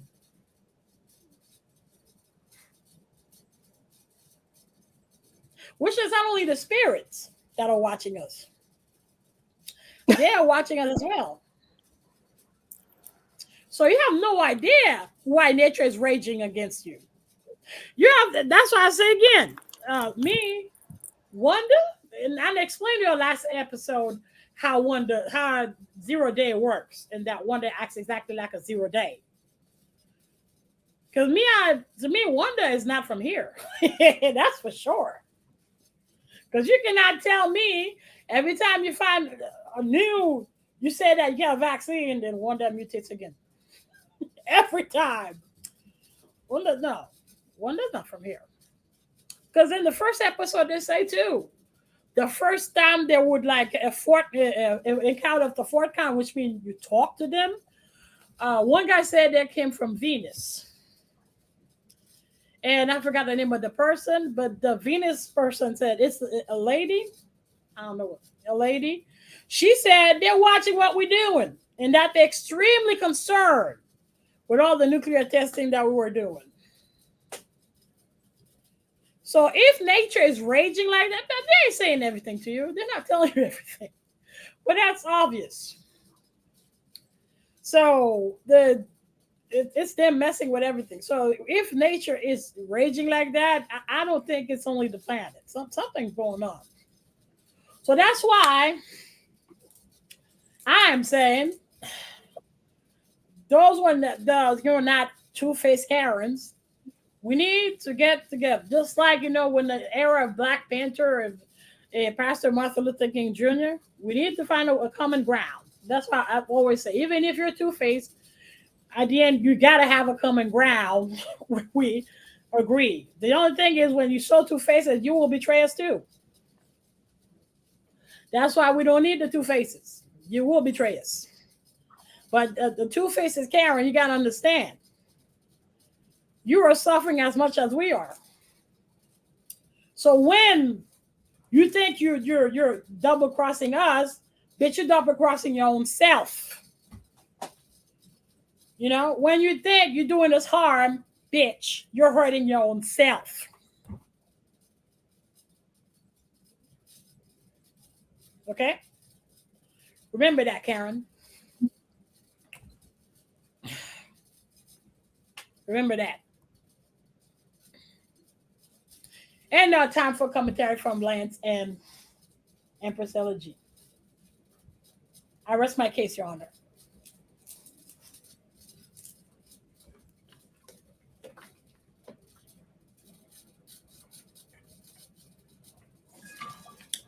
Sorry, honey. Sorry. I got knocked off. My audio fell off. I'm sorry. Oh dear. We're seeing. Yeah, go ahead. Because House Tonya says we're seeing starships. Huh? Yeah, I won't be surprised. Because she said about this. Here's that question too. Because what's his name? Cat. The comedian. He said he's right.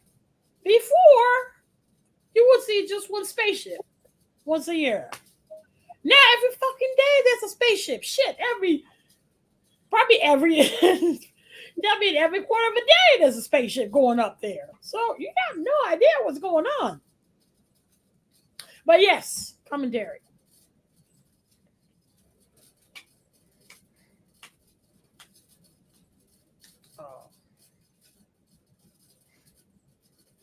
Yeah, you're right. Facts. Because if you watch the first episode too, they actually this is what happened. If you watch the first episode, they said that it's just the sort of sighting of one, and people saw it. So Eisenhower, he's planning just put it out there for everybody to know. But then they were so afraid of the reaction of the American people, they changed the narrative. They say it was a metallic balloon. So there's actually a division in the Pentagon. Yeah, since 1950. Yeah. Okay. Hello. Empress Elegy. Hello.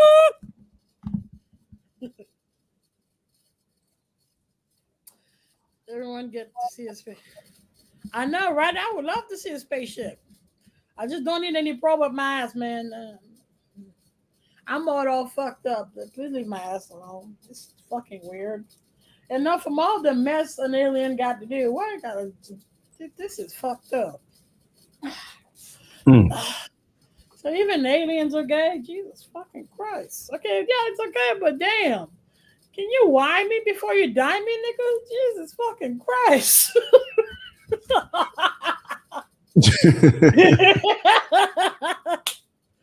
Yeah. Yeah, it's not a movie. Regrets. It's a show. I gotta go on Netflix and see. It's a show. It's a new show on Netflix. Come on, bro. Yeah, because I was watching it. It's called UFO, the Secret UFO Projects. Yeah, the Secret UFO Project Declassified. That's the name of it. So the first episode all by itself, it tells you a lot of things. It to me, it connects the dots. Because I think that's my thing. I know how to connect the dots. So it's like if you read a whole bunch of stuff the whole years and every for years in your life, and then you hear one thing, it's like it connects the dots for everything else you read. Yep. So, man, Your Honor, and why the prosecutor not saying nothing? Your Honor, why you stay quiet? No, the internet keeps knocking me off for some reason, and Empress Elegy got knocked off too for some reason. It's just like that, something in the air. So I've been more off than on, but I'm here, and Empress Elegy just came back. So yeah. But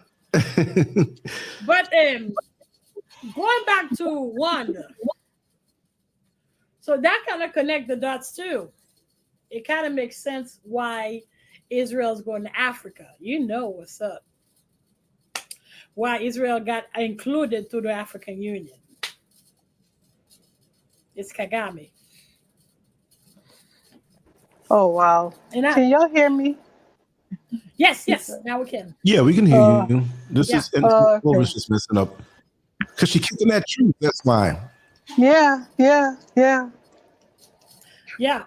Because understand that Israel come with the virus, the phone virus. Come with the computer virus, phone virus. Right. It's kind of fucked up that your country is only known for spying and everybody else. What kind of legacy is this?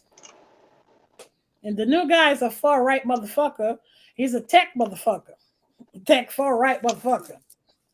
So explain to me, how exactly an extremely racist and far right motherfucker became an observer in the African Union?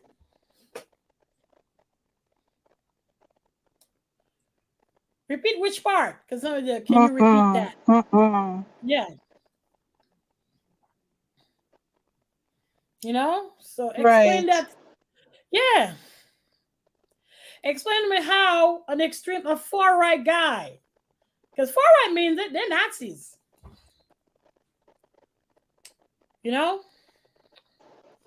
That's not coonery anymore. But then again, most likely, because Kagame is not only Rwanda, it's Congo, Burundi, Uganda. Oh, his fingers all over this motherfucker. This nigga's scary. Yeah. He can do that because that's obvious. He's a spook.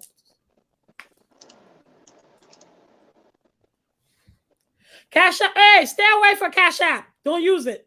Do PayPal. It's safe. Oh, really? What's up?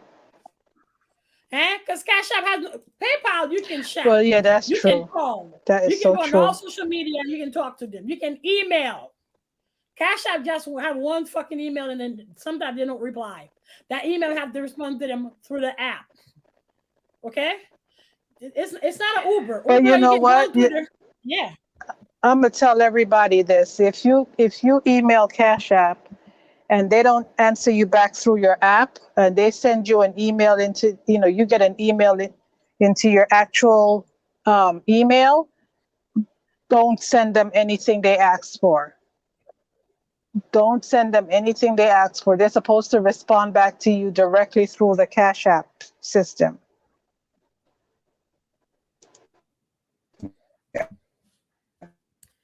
Yeah, I know y'all everything. There's that too. Y'all need to get out of that monkey see, monkey do mentality. That's part of it. Just because you see everybody use Cash App, don't mean you have to do it too.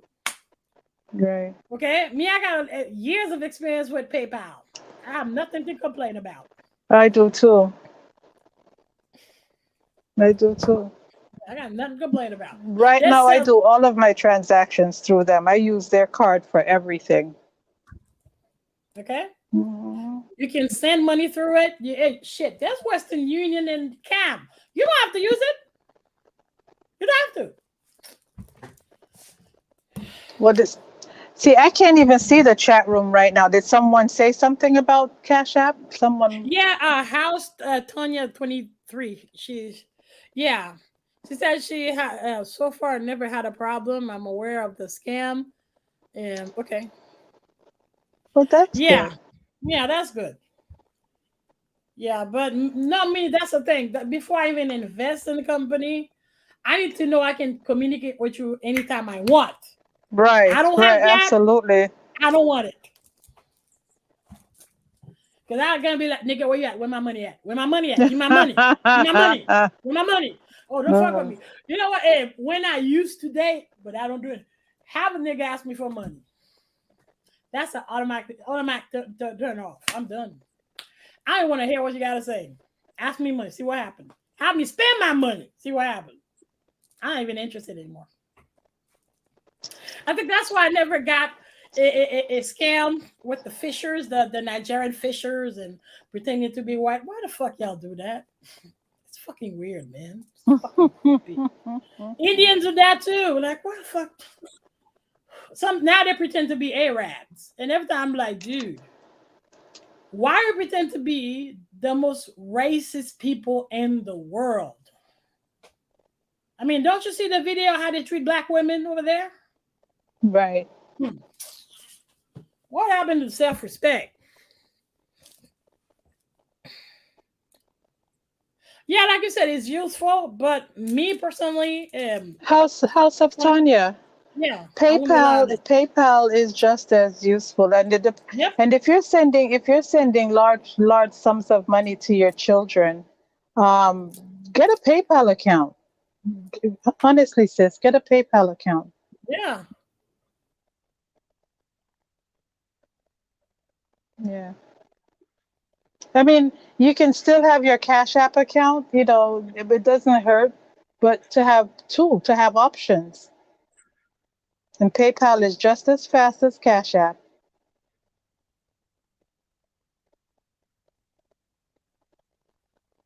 So, yeah.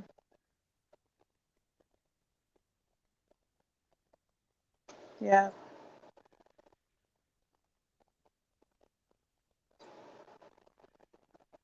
So, Beatrice, do you want to share your PayPal?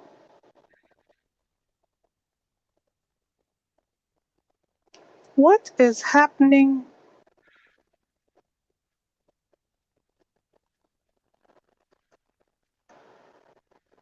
This is so weird. She got knocked off. What is happening? Oh my God.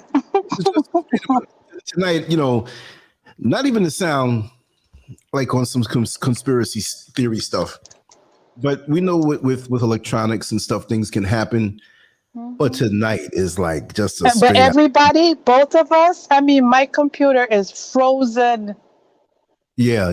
No. But let me tell you something. Within the next 2 weeks, week and a half, I got something for that. I got something for that. I got something specifically for that. So even long before this kind of thing started to happen, and I considered that it would, because I know the direction we're going in, and right. I got something for that. So that's why I'm cool. I'm like, okay, all right, do that now. Is she back? Oh, she's not back yet. No, she's not back yet. Who knows? Who knows? That's what it is. So, like I said, we take it in stride because we know what it is. Thank the creator that we have LanceScurv.com. We have the other video platform we can do on.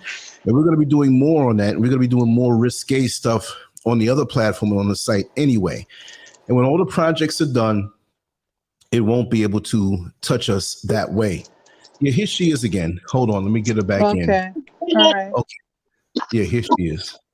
Okay, Yeah. this is very goddamn sketchy that all of us have an internet problem. Yes, it is. At the same time, They control that, and they look for keywords, and they already target certain channels. If this was some old at the little same time, man. it wouldn't be any problem on it. So, and I'm not even trying to say like, yeah, I'm so bad, this channel's so bad. No. But we already know the deal. We hear about it, we know about it, and one day soon they're gonna have different tiers to the internet, and one day soon they're gonna shut it down. To cause, trust me, they shut it down for a little while. Not really as an experiment, because they already know that many of us are dependent on the foolishness that's out here. But imagine they shut it down for a week unexpectedly and didn't say anything. And the news played the game and said, well, you know what? The internet shut down. We don't know what it is. It could be a terrorist attack.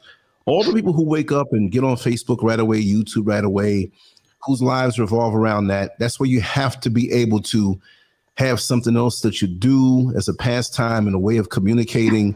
You need to go back and revamp and go back to the old way of doing things, because if that's done in conjunction with some type of electric grid attack or actual physical terrorist attack with the internet, WhatsApp, and the phone shut down and the smartphones shut down, what will most do? Do you have enough food? These things can happen, even with, we're big on cryptocurrency, but if there's no internet, if there's no electricity, that's why I never invested in it. That's why. Exactly. So therefore, we still have to keep cash, even though we're trying to get out of the system, and the things that cash can't buy. It can buy things now, but stock up on food the same way. But we don't really consider how powerful the internet has gone into people's lives and how, it's infiltrated our minds. And being able to, that phone in our hand, that has become a noose, and that's become a chain, a ball and chain. And look at me, I'm saying all of this and I'm online all the time, but I am prepared for when it shuts down. I'm good. If it comes back on, I'm good. They're not going to shut it down forever, but I'll tell you one thing, they're going to do just like with Wanda, with the jab, with the mask. They're going to take away normal, what we considered normal, and we'll be glad to get back a semblance of normal, not even the whole thing. So they will shut it down, because all of this, the last 20 years on the internet and with social media, they gave it to us to get us hooked. So once they have us hooked, they take it away. Many will pay for premium. Many will, not be able to afford it, but they're going to give it back a little bit. But the elite and the people who have money, they'll be able to get on there the same old way. But most won't, because look what's happening in the world. Right. You see what I mean? So all this is giving away free, giving away free, giving away free. It's just like McDonald's, 2 for $2. You know what I mean? $2.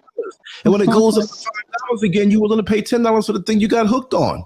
Yeah, that's so these true. last 20 years is getting us dependent on not way too dependent.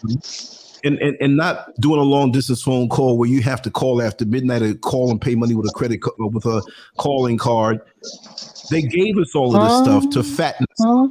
Look at the chicken and the turkey that's getting fattened up on the farm, thinking, "Ooh, my master, he's feeding me up real good. Boy, I can get the rest of it." It's fat and water. That's what they're doing to us. Yeah. So when they snatch away, oh yeah, Linda, I got one. I got it, and I'm getting another one too. I want to do solar power. There's a lot of things. I'm way out there. I'm ready, almost ready, but it's you got to really think, because most people that do think and are prepared, guess what? When the 98% who are not prepared, or 99% who haven't thought, you're going to be the target. Everybody else's lights off and yours are on.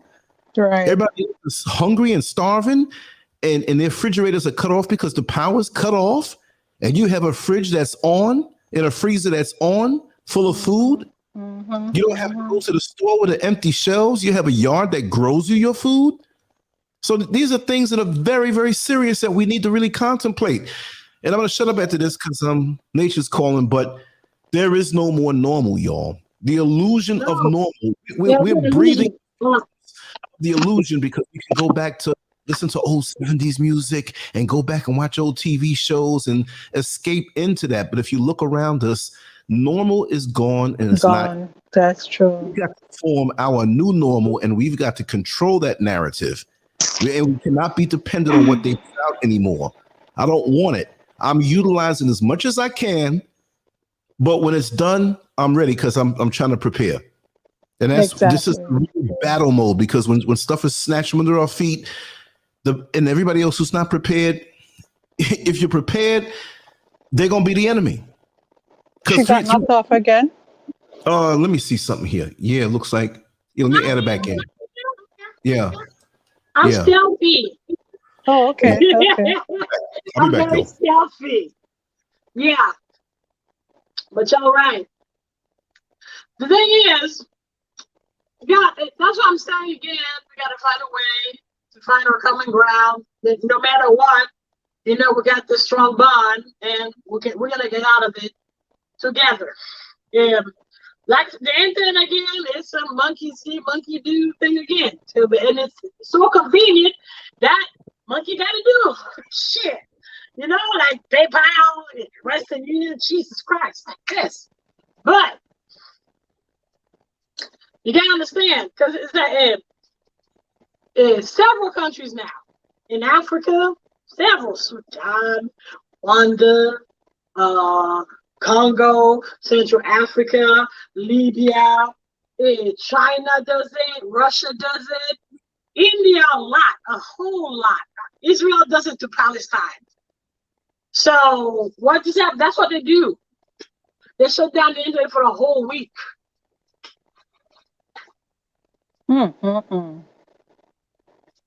Because they shut down all social media for a whole week. Because right now, see, that's why I'm surprised I'm down. It's the T-Mobile tower. My internet is with T-Mobile. It's not with Comcast. And both Comcast and T-Mobile was down. Right. Which I cannot be that scary. I'm not that powerful. I'm just talking. That's it. Right. Beatrice. Yes. I think House of Tanya wanted to get your PayPal address. So if you wanted to type it in the chat. Oh, you can't do it, can you? You can. I just gotta give my email.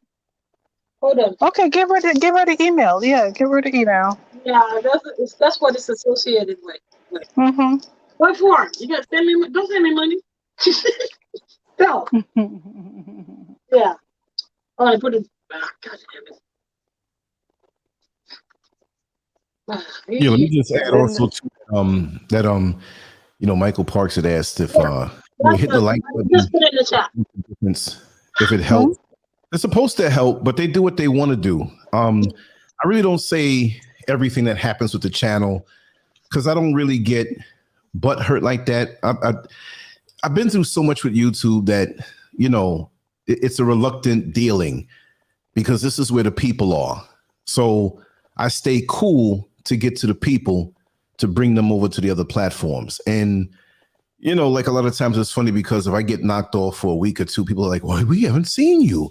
Where have you been? Have you been paying attention? And I say that if you don't see me and what we do here, to go to LanceScurv.com and we'll still do the shows on a different video platform that's always there now, because you'll see YouTube on the channel or on the website in the middle, but really each individual post that's there, when it gets down to the nitty gritty, it's not YouTube, so they can't touch it. So that's why I'll put it up here, of what we can put up here. But then the crazy stuff that they would say is crazy or risque goes up over there. LanceScurv.com, LanceScurv.com, LanceScurv.com.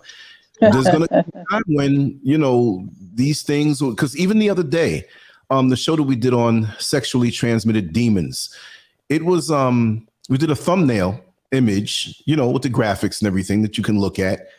And a few minutes before, they notified me that they took it down because it was against community guidelines.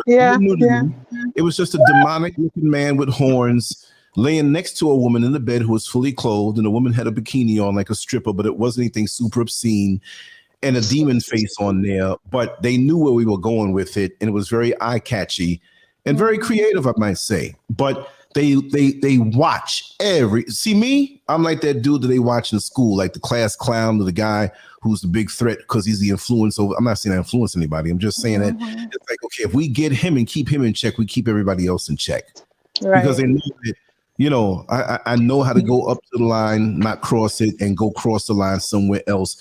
And they know I'm living this because, you know, a lot of people, and again, I'm not saying that you have to move to Africa to be considered this revolutionary.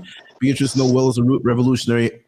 Empress G is a revolutionary. All who come on this channel in their own way because you're influential from where you stand. But since I'm very visible and been out here online for 20 years and I did move to Africa, it's like, oh, sugar, honey, iced tea.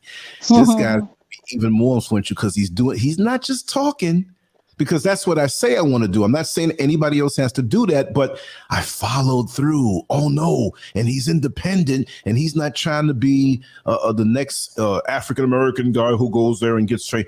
We already were established with over 100,000 subscribers before we even came out here. Right. Okay, so that bothers somebody because I walk up my cameras, we talk to people. If it's something somebody got to say, no matter what, they want to be anonymous, they can come say it. They don't like that. And not only that, it's too many people outside. Even if they knock me off of YouTube, I will be still out here, but I won't need them. I'm only using them. And I'm saying that publicly. Now, what's funny because, and I'll shut up after this, when we went to Top Off for a phone time, because that's the way they do it, they don't have like monthly charges and you can just talk unlimited. It's like filling up gas in a tank. You have to, you know, not even every month, but as you use it, you buy and it goes down, you put up. So we went over to a little spot, me and Mr. Scurv today. You saw the video. Well, there's a video out where we were down in Medina and whatnot. We went by the spot and topped it off. And there was a guy standing there just casual. And he's like, Lance. And I said, yeah. And he says, thank you for what you do. And I'm like, it freaked me out because I was thinking, did I see this guy before? I said, brother, have we met before? Because there was a guy last week in the Accra Mall that just got off the plane coming from the Netherlands, but he's a Ghanaian coming back home. He spoke to me, thinking he looked like him. And he said, no, I just got here from Australia and I've been watching you, you know, from when you were in the USA. And he named off all the people who were on the show. And I freaked out. He was so cool with it. And he just gave me a pound. He said, man, he says, you know, I want to help out the channel. I said, man, listen, whether you can or can't, sharing everything, liking it, whatever, and just correcting me if I'm wrong or suggesting what you want to hear or see, you know, do it that way. You know what I mean? But, you know, the bottom line is, we got two Beatrice Noels on here now.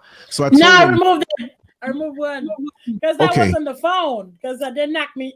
The internet was going to use the phone. But now, no problem. Yeah, my camera's back. But keep saying what you were saying. But no, I'm not surprised because I saw it. Because even though I don't see things, I don't know if it's alien, the spirit, somebody's talking to me. And the dreams are very vivid. So it's just that even the video, if you watch it, the thing about Iran, I said is that this stuff I don't say because it's dangerous. They already have us all categorized. You know, like I said, even just several years ago, little things I would say, I see things, y'all. We all see things to a certain point, but from where we stand, we all have a unique perspective. So I'm not trying to tell you I'm some guru and I can see through the walls and I can read minds. But you know, when you see something and connect certain dots, you know what you know, even if you don't know the whole thing. So the thing I said years ago that, okay, I'm on quack mode. Yo, come on, Lance, you're crazy. It can't be that way. And a lot of these things came true in a similar fashion or near it. And so now that we stand here, this is all I want to say. Now that we stand here in the world as it is now, how crazy was it the things that I said and the things that other people said on other channels and other mediums that were considered crazy? We're all wearing masks. They got this thing going around where we're so focused on this one thing and getting the jab right? But we got HIV out here. We got diabetes out here. We got herpes out here. We got heart attacks still happening, but everybody's focused on that. But in order to focus on that, we have to be corralled and rights are taken away and we can't do this and we can't do that. Come on, y'all. For those who can't see, can't you see? And if you can't see, then I don't know what to tell you. And I don't know exactly the super duper end result. You know, you have Agenda 2030 and all these different things, but it damn sure seems like it's heading that way. And let me just say this before I shut up. Look at the world just 2 years ago. Oh, man. In the summer of 2019, when they were speaking about getting that star on your license. And people said, well, that can't mean anything. I had one already before where you had to have that star to travel between states. Now they shut up about that, but they knew what was coming. Right. You see? And all of these things that don't seem to be related, but they are related from a distance, but they have to come down to the same point to come focus. But you could see it long before. When you see a black cloud on a sunny day way off on the horizon and it's getting bigger and bigger, well, guess what? That's a really bad thunderstorm. So you better start bringing your food in from the barbecue out in the backyard. Exactly. Some of us can't see that. We ignore it. And look at the world and how fast things have changed. And whether this thing is real or not, look at the effect it has had. Imagine the effect of war coming up that they want to push with this thing. With famine, with these assassinations, with the economy, the way it's going, with Bitcoin and cryptocurrency and all these different things. We got the smartphones in our hand and we're influenced like zombies on what's put out there. Can we really pull our face out of the backside of social media and media that they control to think for ourselves? That is not an easy thing to do because this stuff is like candy. This stuff, when you pull up YouTube on your computer and look at all the different things that you like that pop up again, it's like a little kid looking at the cereal box while they eat cereal on a Saturday morning and ignoring the cartoons. It's just the color. It's the sound. It's the click. Most of us lay in the bed watching stuff and the phone drops on the ground. It got our mind, but what about reality? What about putting your hand in some soil if you can and growing something that you can eat? Oh, no, but the store has all the food. It ain't always going to have the food, y'all. So you got to have the ability to separate this thing that we can use to motivate us, because I'm on it all the time, but I take it with a grain of salt. Trust me, if it shuts down, I'll shut it down and grab my pen and grab my paper. Don't even need light. I can draw my little pictures by sunlight and I can write my little articles with a pen on paper. I'm ready. I'm old school. Guess how Hitler started writing up the Nazis? He didn't have internet. He didn't have a radio. He wrote a book, Mein Kampf. Guess how the Muslim Brotherhood got momentum? The guy, he wasn't even the founder Muslim. He didn't have a radio. He didn't have internet. He wrote a book. So Lance is right. But what I was going to say too, we can ascend from wherever we stand. Every decision that other people make, it doesn't mean you have to live or do it that way. We were all born with our own path ahead of us, and we have to follow our path. Again, I'm not one of those guys that are pushing my nose up because I moved to Africa. There's going to be a lot of stuff going on down over here now. There's a lot of ignorance over here. Religion has controlled everything over here. You have corrupt politicians that are going to allow certain things over here. You have some corrupt law enforcement over here. You see what I mean? So I'm going to have to get away from all of that. So I can't say that I'm super free. I'm free of the obvious things, but I still have to continue my journey. It's not just come here and everything's perfect. And Priscilla G, I've spoken many times, and she knows a lot of the things that I will take my time and come out and speak about right here. Okay, because I live here now, right? I ain't trying to get deported. I ain't trying to get caught up in some scandal. I'm laying low like that. But there are things here also. This is a worldwide thing. You go way out in the woods, they got drones that can look for you. But I'm not on the fear mongering because they ain't going to get everybody. They can't win. And just like Sister Danina said, if we all woke up and said no, if we all just refuse with the feeling, so on this thing called normal. You are your normal. You shouldn't depend on anything external outside of you for the normal. I can sit here in my home. Look, today was the first day I left. Yesterday, I didn't even leave the house. Okay. Wow. It's not good on the way, but my mind I got it in control. I don't need to do what other people do to follow the flock. I do what I want to do and need to do for me. Not to be selfish, but for those around me, my family, and the ones who are connected to me, whether even thousands of miles away from me. You okay? You need something? Let's think, let's vibe. I will help you. Even we can vibe and say and figure things out. So there is no one way to be free. There are many ways to do it, but at least know what it is that you need to do from where you stand and what must be done. We need to be thinkers now.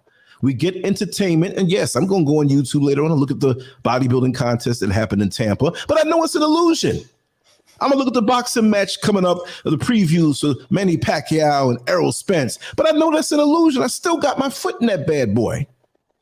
Mr. Scurv earlier gave me, I'm still there. She said, hey, there's some healthy chocolate that you can use, that you can get.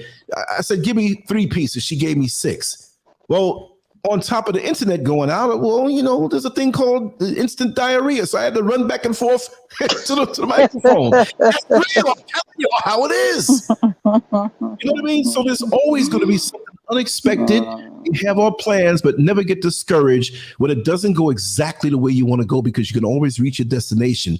Just because there's a roadblock in front of you doesn't mean that the destination of the kind of life you want to live, you can't reach it. You may have to take a detour. You may have to go back down that road 5 miles over into the next town, 25 miles behind the goal you want just to get there. It take you 5 or 10 or 15 more years. I thought I would be further along online with what I do. I had certain goals. I thought I would be further along in a different kind of life. But that's okay, because I learned so much. And that's why I can speak the way I do. And I'm happy at 58 plus years where I stand, because I understand that I didn't miss anything by going and becoming indoctrinated by them or trying to force myself into their system. But they want your brilliance for their purpose, but you can't have it for your own purpose. At least here, what little shillings and money that I can make and scrape together with the talents that I have, it's all mine. And I got all the time in the world to speak my mind and help my people think and become more free with what little I offer. I don't know everything, but if we can collectively use a platform like this and come together and powwow, we're going to have a comedy show. I'm going to talk about all kind of nasty, filthy, decadent things that's going to make you laugh, because we need to do that in the trenches of war, because this is a war. So you got to be shrewd. You can't burn the mind out in one gear of always in the white supremacy and the white criminality. You'll freak out. Right. Exactly. We're going to talk about booty sometime. We're going to talk about coming fast sometime. We're going to talk about somebody's stink breath, their feet or whatever. Who knows? You farted in my face when we 69. We got to laugh sometime, y'all. Right? Giant gummy bear. Giant gummy bear. Let me shut up. What's up with that? Where is it? Is it finished? No, I ate half of it and I threw the rest because it's messing up my blood sugar. Although I like a little bit every day, but yesterday I threw it away. Having candy gasms over there. The blue part is tastier than the red part. Than the red, I still have a bear. That's too much food coloring, sis. I know. I still have the bear, but I'm not touching the bear. I left it in the freezer. But from what Liz said, he's right. How the Malcolm X or the Black Panther was able to mobilize people? They didn't have internet. Right. They barely had a phone because all their phones were tapped. All of them. And that's going to be further back. How the French Revolution happened? They had no internet. They had no radio.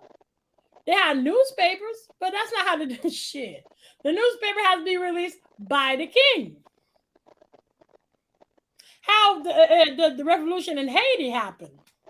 And they were slaves. And they didn't even speak the same language. They were from different tribes. They were unchained. How they managed to do it? They found a way. They would gather at around midnight when all the masters are sleeping. And from there, they started plotting.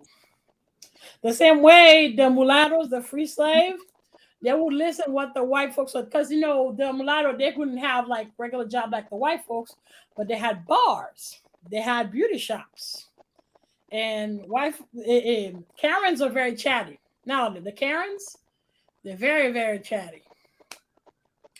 So they hear what's going on, and from there, they started plotting with the slaves.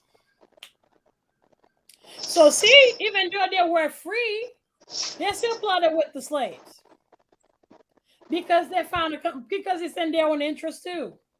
So that's why I'm saying, those who are not Karens, we invite you to join us too. There has to be a common ground between us because we are more oppressed, but right. Yeah, but just like me, you have a hard time finding jobs. Just like me, you have you barely can pay your student loan. Okay? Just like me, you have a hard time paying your mortgage or your rent. You're covered with bills. We're in the same boat. Okay? We're in the same boat. Like the thing is, Karens are not only Republicans, they're Democrats too. Of course. That's what people need to recognize, yeah. Okay? They're not shit. Who would they voted for Trump? They were not Republicans, they were Democrats. Tell it. Tell it. Yeah.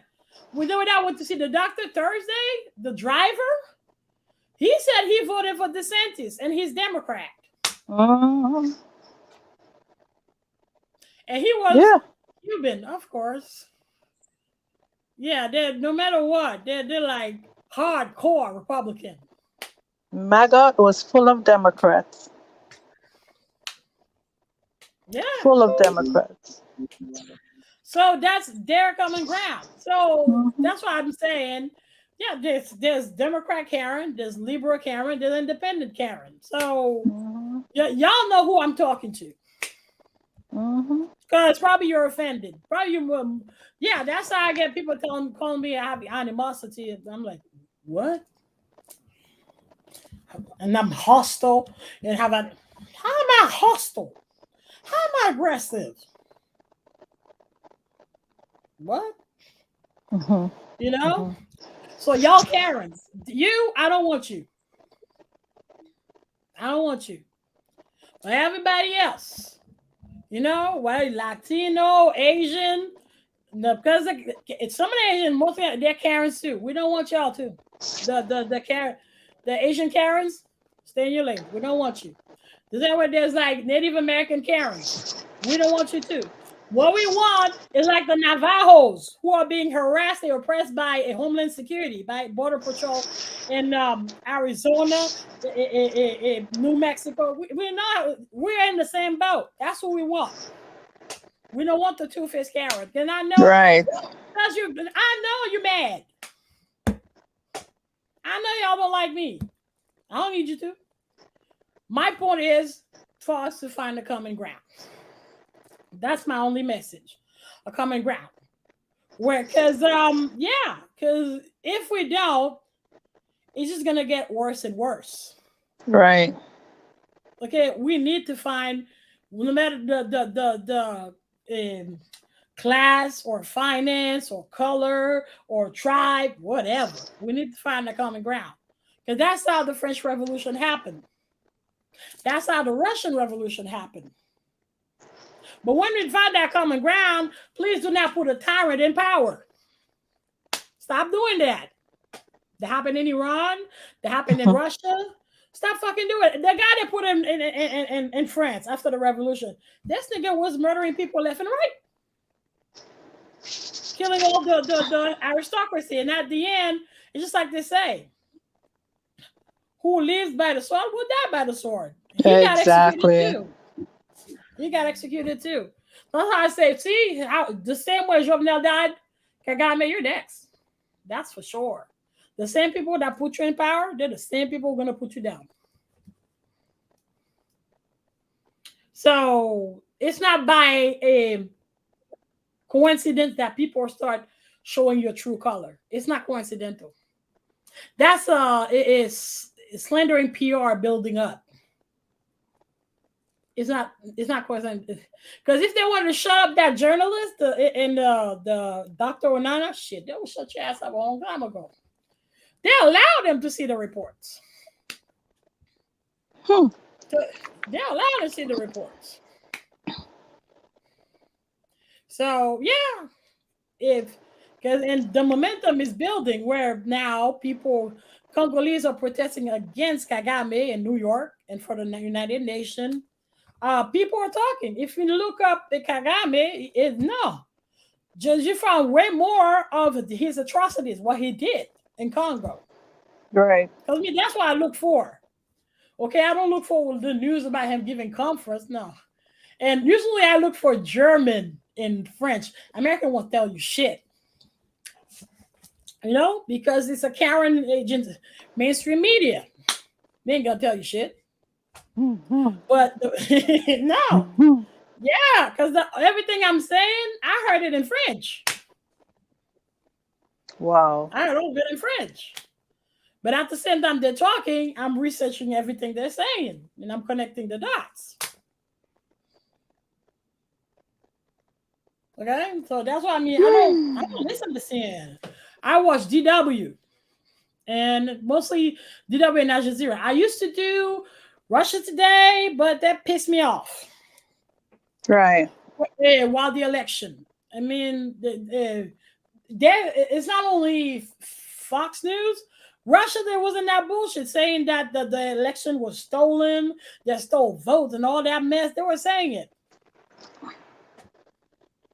So even if they were doing it, it was wrong because January 6th happened. It was wrong. So since then, everybody don't talk about that shit no more. You know, but since January 6th, there's a video. What's in that video? You see Alex Jones saying that he wish he never met Donald Trump in his life. Really? Alex Jones said, Wow. I was shocked. Whoa. Really? Whoa. Yeah, he started with Q. He said I will not suffer because of you people. He said he wish he would have never met Roger Stone in his life. He said that. Yeah, because he's being indicted by the FBI. Because he was there. He was by the Capitol speaking. But the thing is, wow. Alex Jones is not one of them. Alex Jones is a buster. And he makes money out of being a buster. He's not actionary. He just talks. You know, he's a narcissistic buster.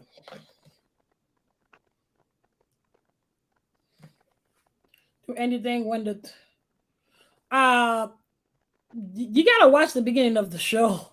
He did something. He used the Tutsis to murder both the Hutus and the Tutsis. This Kwame said, no, Kagame is CIA, Kwame. Right. Yeah, because I gotta edit it tonight and I can send it to Lance.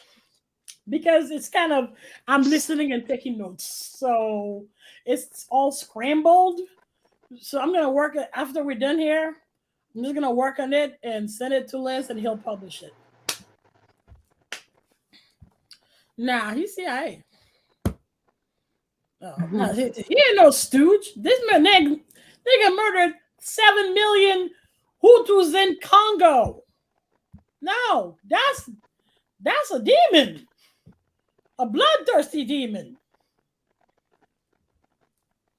And why you doing all that? He was funded and sponsored by Bill Clinton. I'm not even surprised. Because look what they did to Haiti. Shit. They even collected $5 billion of donation for the earthquake. Where's that $5 billion?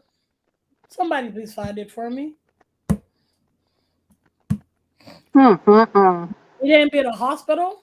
It didn't build a road. Not even one hospital. Not even one.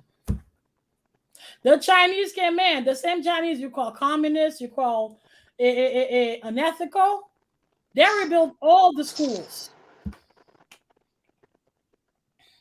The Japanese came in. They rebuilt the irrigation system. What did you do, U.S.? You let me know. What did you do? I'll tell you what you did. You have to go to Jacques Mel, where the residents are saying that they're being harassed for their land because there's a gold mine under their land. That's what you did.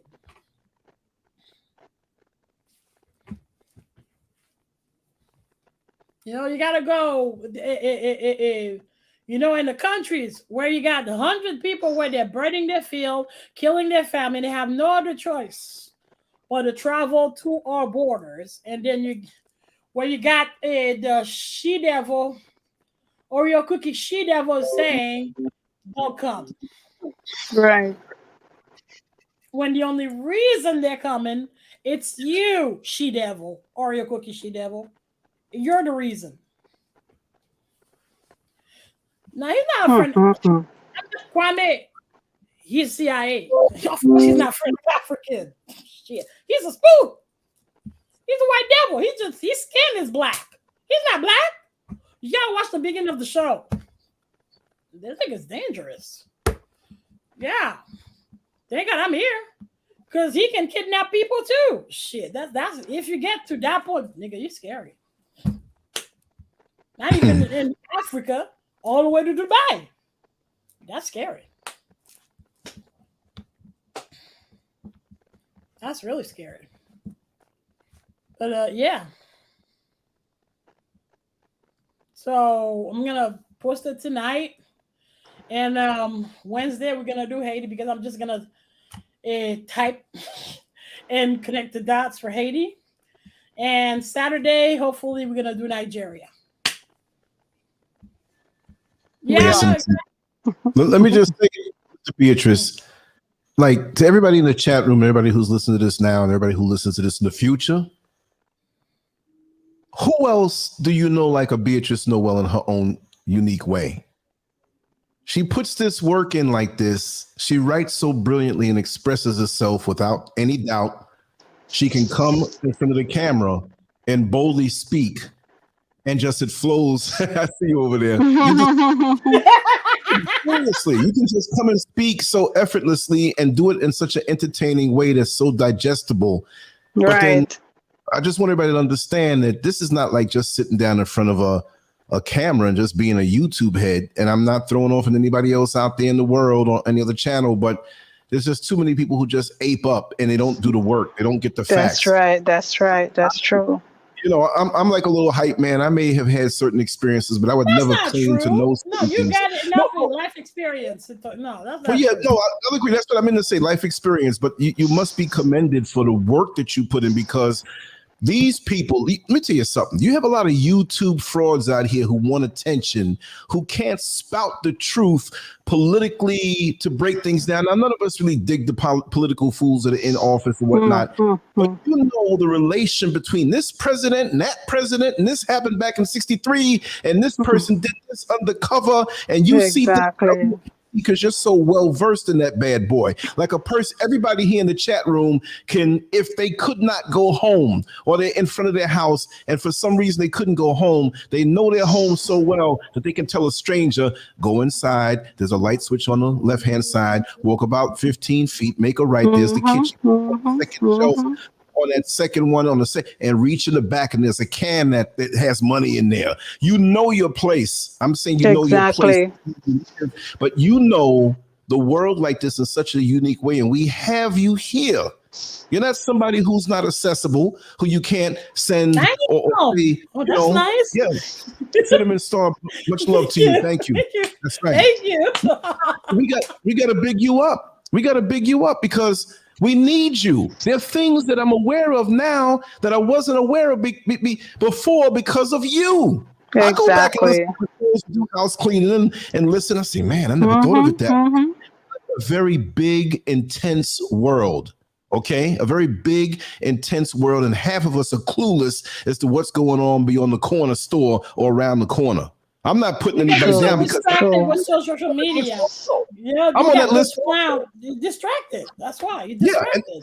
Right. And these are people who are influencers. When they say social media influencer, be careful what you're being influenced by. Because these people, there are a lot of them out there who are very popular, who are very slick, who never get shut down, who say what they want to say, and they stand for certain things to influence you a certain way for the benefit of the oppressor behind them. Right. You see, just like we know what politics in America and usually all over the world, it's two wings of the same plane, Republican, Democrat, and whatever, and they all hanging out like wrestlers who wrestle the fake wrestling, the professional wrestling, and they all go home. Yeah, we put on a good show. It's athletic soap operas. You understand? But you who put the work in, who obviously have been doing this for a long time. And I can say that because I know you for a long time and I know your mind. You have a brilliant mind and you're built for this and you can still entertain. You know what I mean? Still put yourself in front of the screen. You know how many people can write certain things or whatever, and they get in front of a camera and they're hamada, and can't talk. So I'll shut up. Every time I can, I'm going to give you your props. And you next, Empress. Indeed. No. This is Sister Beatrice's show, and everything that you're saying is 1,000% true. So you know what? She needs to get that. She needs to see the chat telling her how much they love her. You know, that's why I keep quiet. Let her do her thing. You know, exactly. Indeed, absolutely. Oh, y'all brilliant. That's why we're working together. You know, because it was meant to happen. The dynamic trio. Just for people who don't know, just know that I've known Beatrice for many years. When I was driving the bus many years ago in Orlando, Florida, from the mid 2000s when I first started back in that time, around that time period, and she would ride with me, and I always knew her brilliance, and it's just a joy. You know, once we reconnected on social media, now she's going to come on the show. That, you know, she's just one of the wonderful people that are brilliant in their area of expertise and beyond that can add such an awareness to our life in a way that CNN and Fox News and Headline News and BBC can't. For us, what we're talking about. And even if you agree with 85% of what she says, and there are things that you might not understand, she's hitting the mark consistently. And we need to.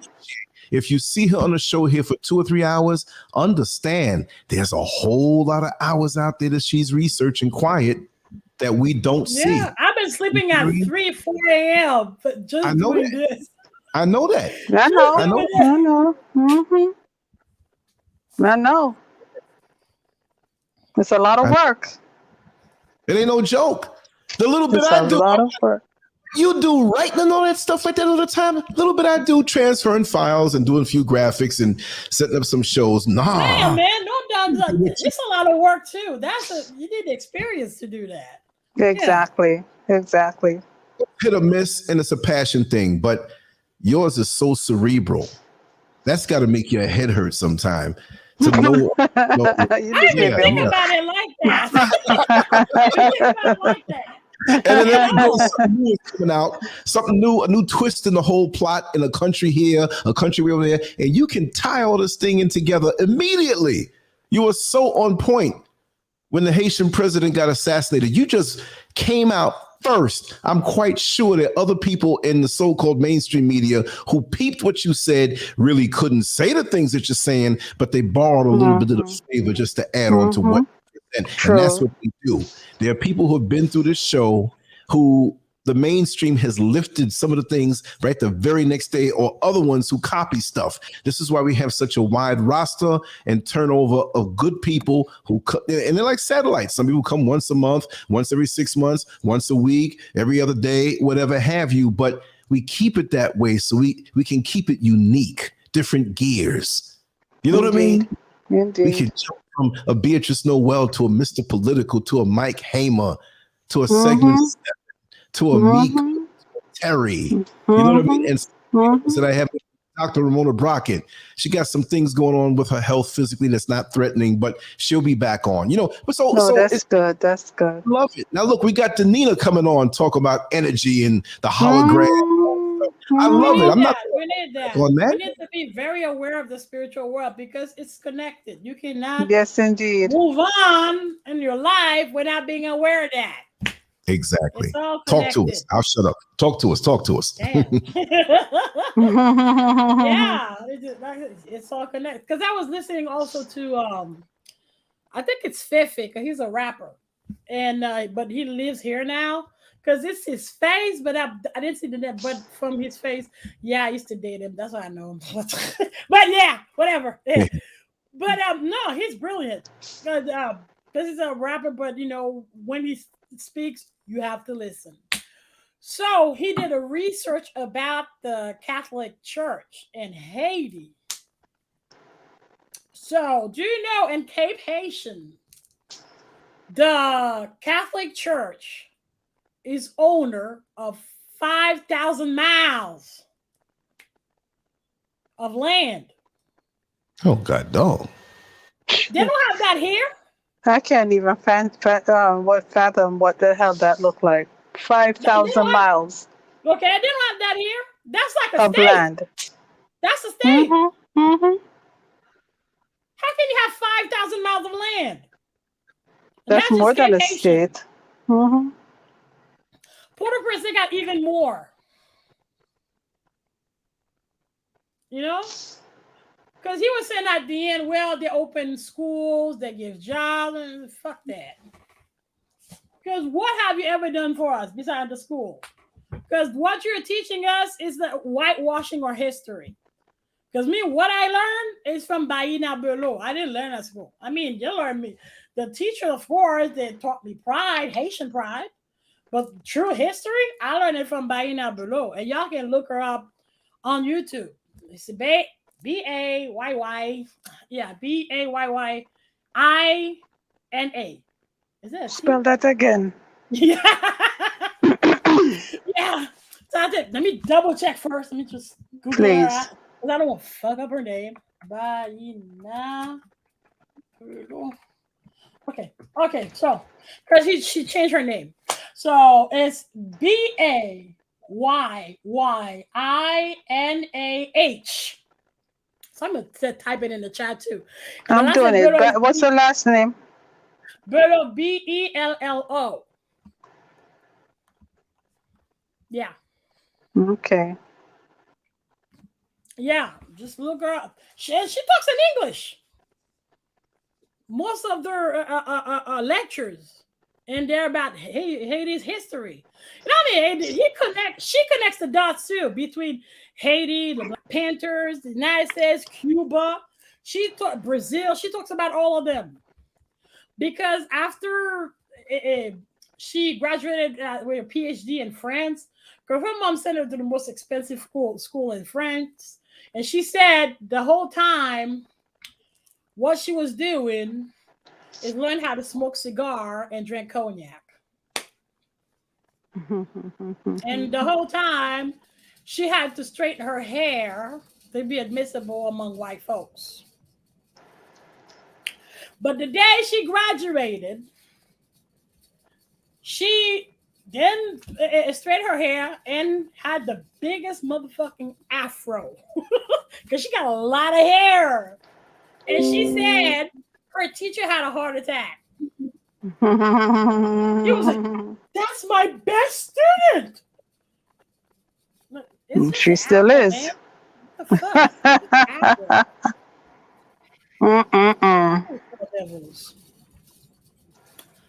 But then after that, she studied in Nigeria. Oh, she went all over Africa. And she actually married a Nigerian. So yeah, big up to her.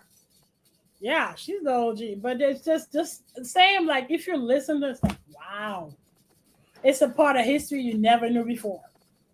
Right. But then right. you have just as much detractors talking shit about her.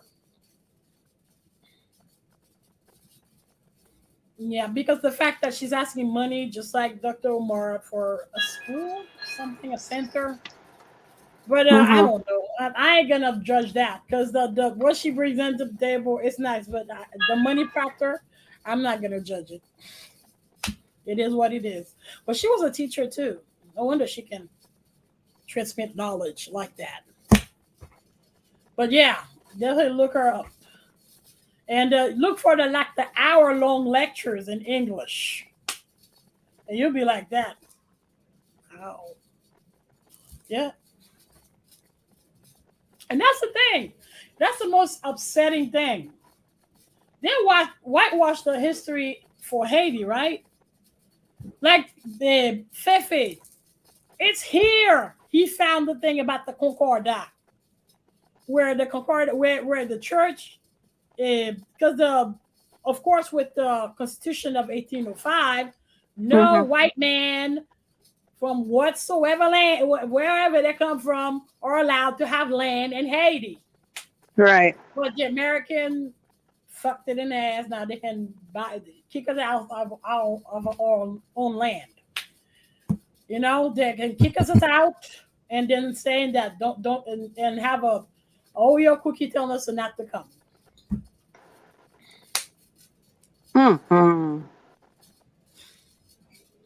You think that's fucked up?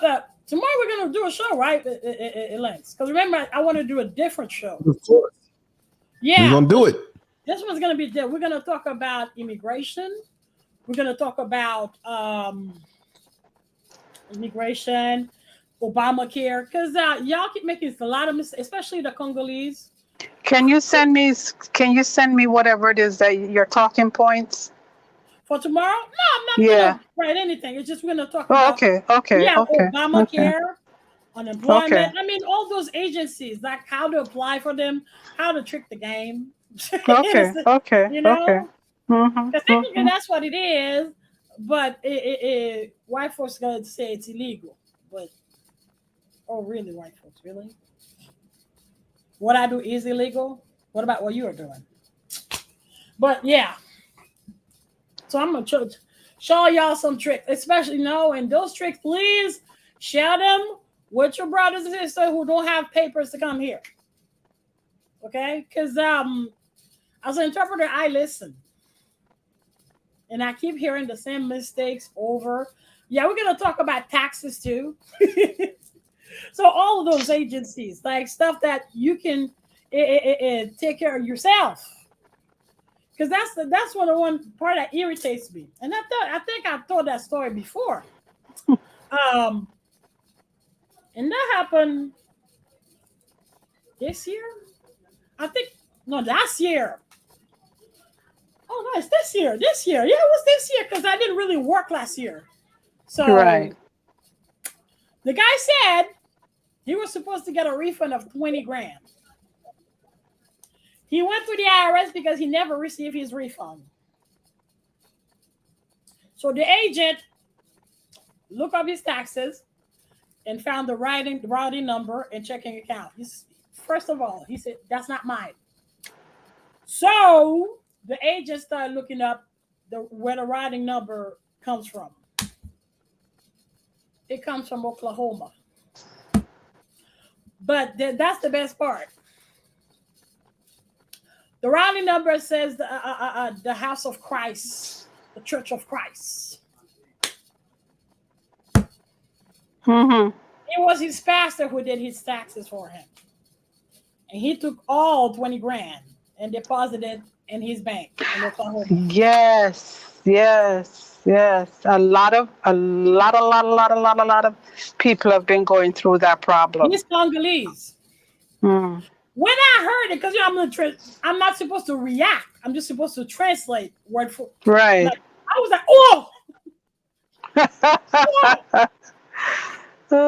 how shocked I was. 20 grand? Oh! That's when I translated for him, for her. And I think that, y'all, it's not hard to do your taxes. all. That's why I'm going to talk about it tomorrow.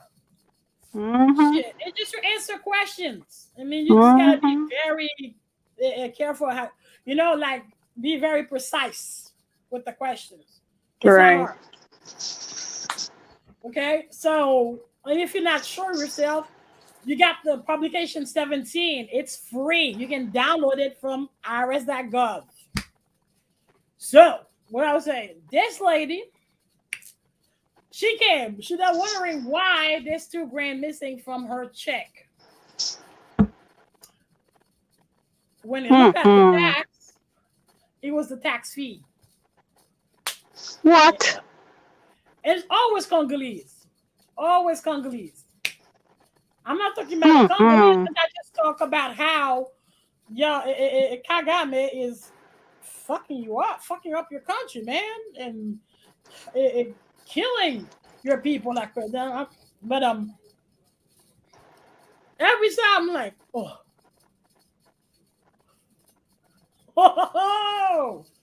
you know, that's the thing. They're never Cameroonese. They never, because they speak French, Senegalese, Guinea, Equatorial Guinea. It's always Congo. Always Congo. That's the people I translate the most for with Haitians. Really? Yeah. Let me tell you. And I'm saying it in a very detached, unemotional way and without sarcasm or arrogance. Y'all rude. Congolese are rude on the phone, man. Really talking down to me? This one I had, oh my God, you know, I snapped. Because I couldn't believe this nigga just sat down on the phone. He said he couldn't understand what I was saying because I don't have I don't have the Paris accent. I don't have a Parisian accent. Meanwhile, he's talking with his heavy tribal French from Congo. And you cannot understand me because I don't have, I don't speak the French. I snapped. I'm like, because that was the first time. Because you know, that's when sometimes I just take time off from the job. It's just every time Congolese, man, shit. And they like to berate the agents. Every time I have to step in, dude. You can't do that. You can't do that. You know? You can't do that. You know, but then you get God, the reason I want to talk is because y'all, that happened to white folks too. You need to get your act together. You know, every time they call like Obamacare or IRS, what's your social security number? They have no idea. They have to, and I have to wait 5 minutes for you to get it. Bitch, why you call the IRS if you don't have it? The same thing when they go for their food stamp. What is your child alien card number? Oh, give me a second, so I can go get it. Bitch, why you call food stamp if you don't have the alien cards with you? You know they're gonna ask you for it. So that's why I think we need to talk about that, about how you do your Obamacare, because these people, they always go to it's just their travel. They just go to Congolese or to Haitian, and every time the Congolese or the Haitian fucked up their application on Obamacare, and they're owing thousands of dollars. So I've been making a lot of money with Obamacare. You know, it's like if I didn't go to doctor, shit, I would have made $800 this week alone, because I get calls all times, like midnight, 10 p.m. So it's basically like Uber. But every time, man, it's the same mistake. That's why I said tomorrow, that's what we're going to talk about. So all those agencies, how you need to do it and how you qualify for them. Right. Yeah, we need to talk about that. Because especially with the taxes, they always go to their... I'm not talking bad of y'all, but, you know, that's every time I told them, I tell them, bitch, You need to stop going to cheap mom and pop a tax preparer. Go to H&R Block or Jackson Hewitt. Even if they fuck up your tax, they got insurance over a tax return. They'll take care of it. That's why it's more expensive, because they have an insurance policy also. And they take all of your money. Shit. But you get back a little bit, and they take 2/3 of the little bit you get back. Yeah. But the one application I've been using for since 2011, it's freetaxusa.com. Right? Yeah, I've been using the same app. It's free. It doesn't ask you a gazillion questions like TurboTax or TurboTax will ask you for money. H&R Block will ask you for money. I did all of them. Jackson, at the end, they'll start asking you for money. When that one start asking you for money, it's when you're doing state tax. Right. That's true. No matter what, the federal tax is free. State tax you have to pay, but it's not that much, like $6, $12, stuff like that. Not in New York. Oh shit! Because that's what I always see. They charge you $6.99. So, damn. Yeah. I shouldn't even say that. The TurboTax and those people and those other ones, they're charging you like $36 or $40-something for state tax. I mean, Florida, we only do just the federal, but you gotta, you gotta do, Yeah. And then because you're uploading it through a third-party company, you have to pay them also to upload it. And then and then they get the money and they distribute the money to you. Yeah. So that's really it. And here's another trick, because now everybody's working home. So if you're working home, you got your little office. No, not only that. Oh, I'm doing a makeover this week. It's gonna be new. I'm pimping it up. But the thing is, if you live in a state where there's state tax, you can put in your address from a different state where there's no state tax. As long as you got a friend that can hook you up, because the check is direct deposit anyway. So if you say you live somewhere else, they cannot charge you state tax.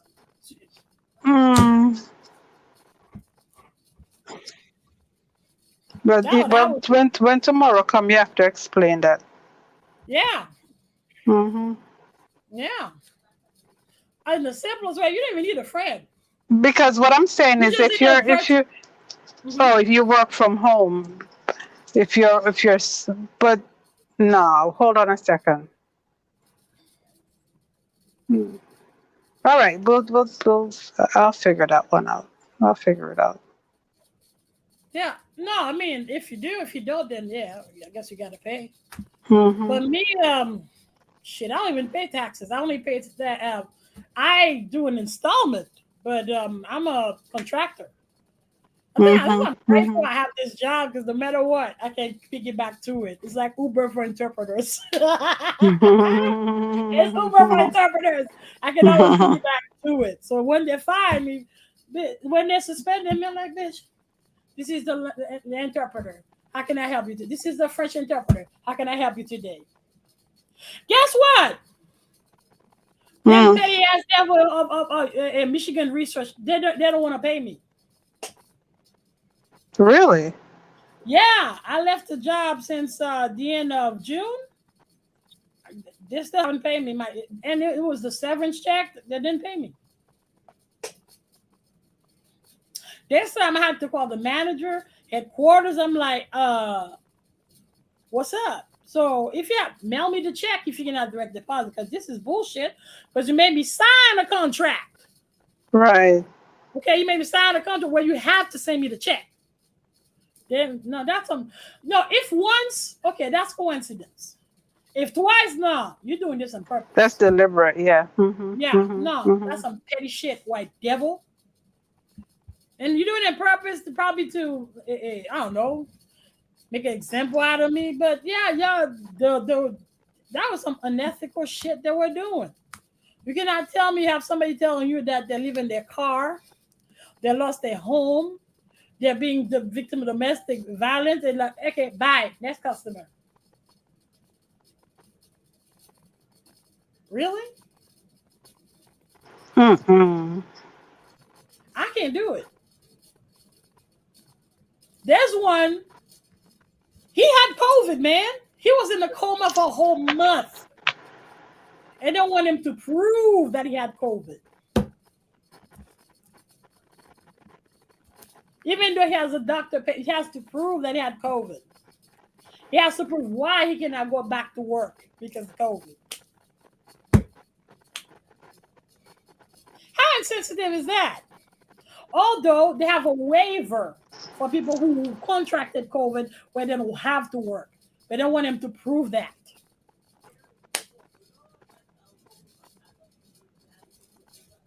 You know? I had a problem with that.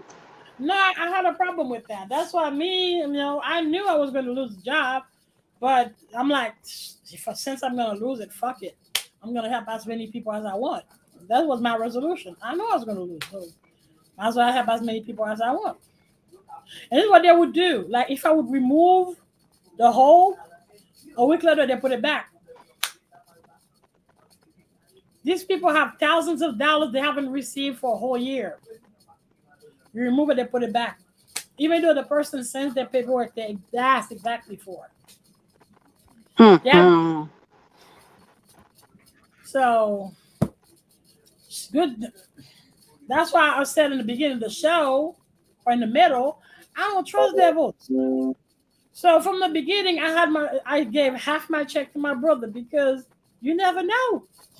Right. That's why I was upset that I was neglecting my other job, the interpretation, because I didn't want to lose my contract. Because that's one of them I lost. I had 2 jobs. I lost one of them. That pissed me off. That one, no matter the hours too, you get calls. But Lionbridge is the biggest. You know, it's like Uber. It's the biggest. And yeah. That's crazy. Good thing I had that job. So I'm able to pay. So and when I had that suspicion, so I started paying all my bills because I know it was coming. I started paying like this. That's why I need this last check, you know, because I'm irritated. I need to pay everything else I owe because I know I won't be able to make the same amount of money. And anyway, I'm starting my internship in 2 weeks, so I would have to quit anyway. Because the class is from 9:30 to 1:30. Friday, I have to be in the school. Probably the whole day. Wow. Good for you, girl.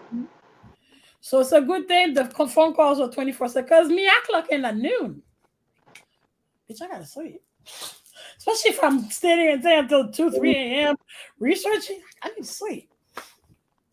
But yeah, I start at noon and I stop like I clock out at midnight, but by 9 o'clock there's fewer and fewer calls. Right. Yeah, but by 8 I already made $100, $200.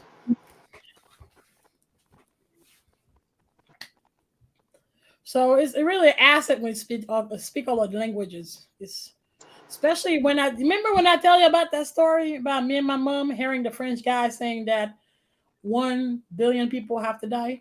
Right. You did say that, yeah. It is an asset.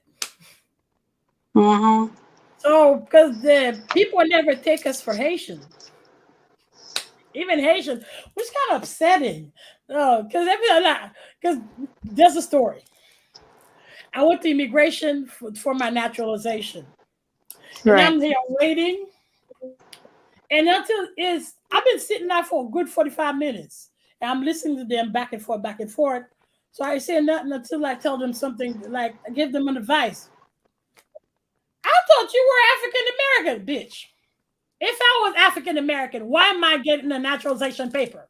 Explain that to me. Boy, you're trying to become Haitian. I don't know, man. Why am I in immigration? That made no sense whatsoever. Oh, God. Made no sense.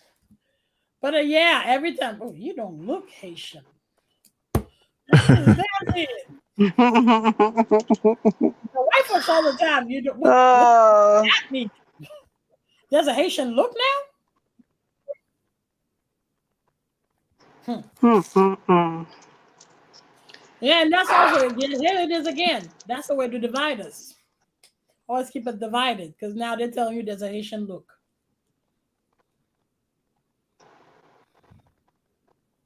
I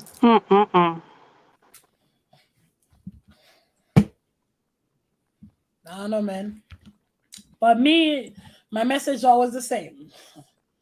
We got to find a common ground, you know, find a way to communicate, to get together. Got to find that common ground. Because it is truly us versus them.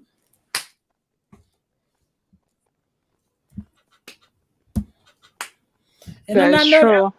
Yeah, I'm done because my eyes really hurt bad. I gotta go, man. Yeah, because you know, with the neuropathy, it really hurts. Yeah, I'm done, guys. Tomorrow. Well, you know what? Yeah. Tomorrow is a new moon, guys. Oh yeah. August 8th. Go Tell look us it about up. it. No. There's a lot of things going on tomorrow on August 8th. I'm not well versed on it, but I know it's a great time for manifesting things. It's an excellent time for writing down the things that you want, your intentions, the things you want to manifest. So look it up and do the work. It's a beautiful time. It's 8 is a lucky Chinese number too. I think. Yes, it is. Yeah, and 8 is considered, infinity. Yeah, the Ouroboros. Yeah. Right. Infinity. Yeah. It's a powerful number.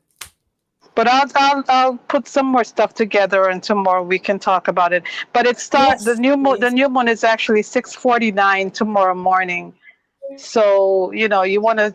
Tonight, you want to start getting your stuff together. Look things up. Look it up, and benefits of August 8th, new moon, or things like that. The Lion's Gate portal that's open. Look those things up, and if you have things that you want to manifest and you want to see things happen in your life, and you're serious about it, do the work. I know I am, Yes. That's what I wanted to say, Brother Lance. Yep. Yeah. Anytime if something's on your heart, do so. We need it. Yeah. And Sister Beatrice, thank you, my dear. Thank you. 1,000 thank yous for all the knowledge you bring. That's what Brother Lance just said a while ago, but I'm saying it again. Thank you so much. Welcome, yes, indeed. Thank you. Thank you to everyone in the. Oh, Pope Leo, hey there, how you doing? Thank you to everybody. Yes. Yes, Cinnamon Star. We should be able. All of us should be able to go to the ocean, get a dip. We need to dip in the ocean and wash off a lot of this dross that we have on our energetic field. Yes, indeed. Yes, indeed. So if you have access to the beach, go. Yes, absolutely. Conversation the other night, and trust me, our conversations are show worthy with the knowledge that he has and how he drops it. So, right. Leo X, just give me that ring in the phone and say, "Let's get it now. If I'm free, we're gonna do it." And Beatrice Noel, yes, tomorrow we're going to do it. We'll leave the time open according to you. I'm free all day. I mean, I'm doing stuff around the house, but I mean, 4, which is what, 8 for you? Yeah, it was around 4. Yes. Oh, I'm good. I'm good. I'm right here waiting.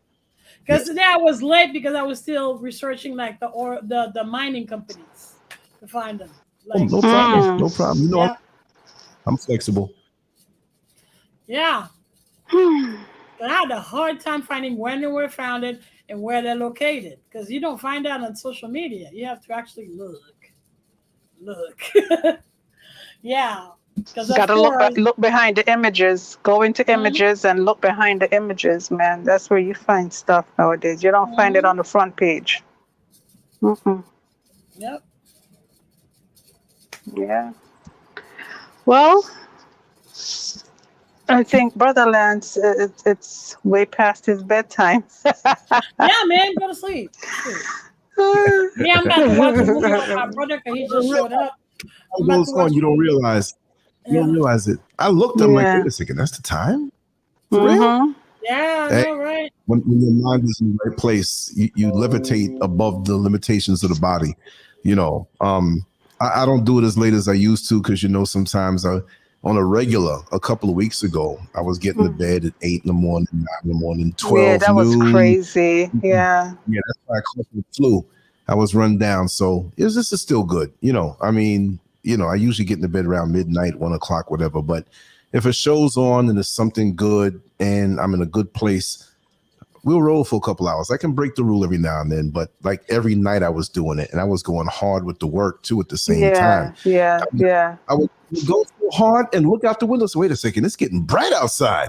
Oh, that's when you know you're gone deep in it. Yeah. That's why I can appreciate Beatrice. Yeah, that's how I and I'd send you messages up to 5. Yeah. I send a message all the time of night because I'm working too. Yeah. Right. But we need to help our brothers and sisters get their act together and like know how to apply for Obamacare. It's not hard, man. I do all that shit by myself. I do my mom's Medicaid, Medicare. I do all of it for her. It's not hard. It's when you start depending too much on people. That's when, you know, you get stuck in the system. Yeah. Yeah. That's true. And what's happening in Michigan, it's happening here. Where they're making people owe 30,000, 20,000. Because now you got to explain why you're unemployed and if you to prove you're unemployed. Like, what the fuck? What the fuck?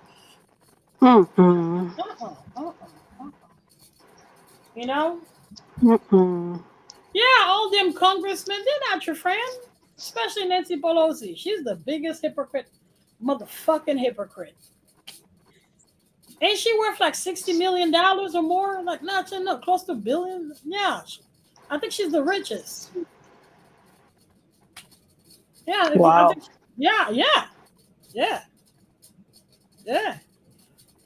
Yeah, that's why she's not for reparation, and that's why she's not a fan of Elizabeth Warren or Bernie Sanders because she's like this with Wall Street. That did with Wall Street. She's not your friend. No matter what kind of act she's putting on, she's not your friend. Those people are not your friend. That's why I'm preaching it again. That's why people out in the main street, and you know, when you get to a certain age and we're acting like, you know, we're old and decrepit, and you have these old and decrepit people making laws and you know, lording over our lives. We need to take our life back. You're not old when you get to 65. You're not old. Take all the knowledge you've garnered over those years and do something with it.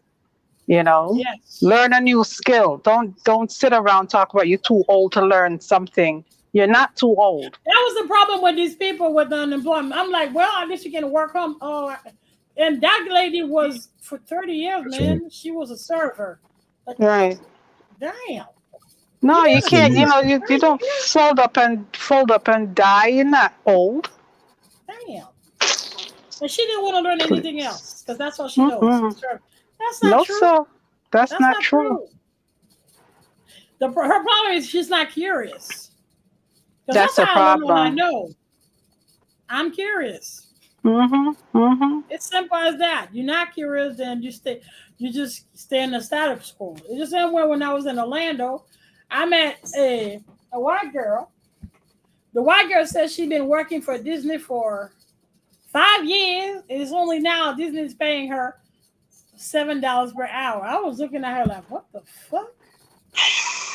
What the fuck? Funny, I was having that same conversation last night. This ridiculousness of people getting paid $7 and $5 an hour in 2021.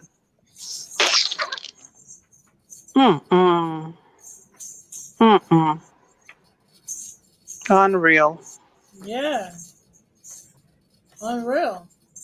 That's why we need to go. Crazy. I'm not even giving raise. Like, the non-Karens. Yeah, non-Karen Asian, non-Karen white, please, we invite you so we can find a common ground. The same way, I invite y'all to start creating unions so we don't depend so much on these filthy, rich fucking congressmen and women. Those are old people. Yeah. 90-year-olds making up, rules and regulations for your life. Okay.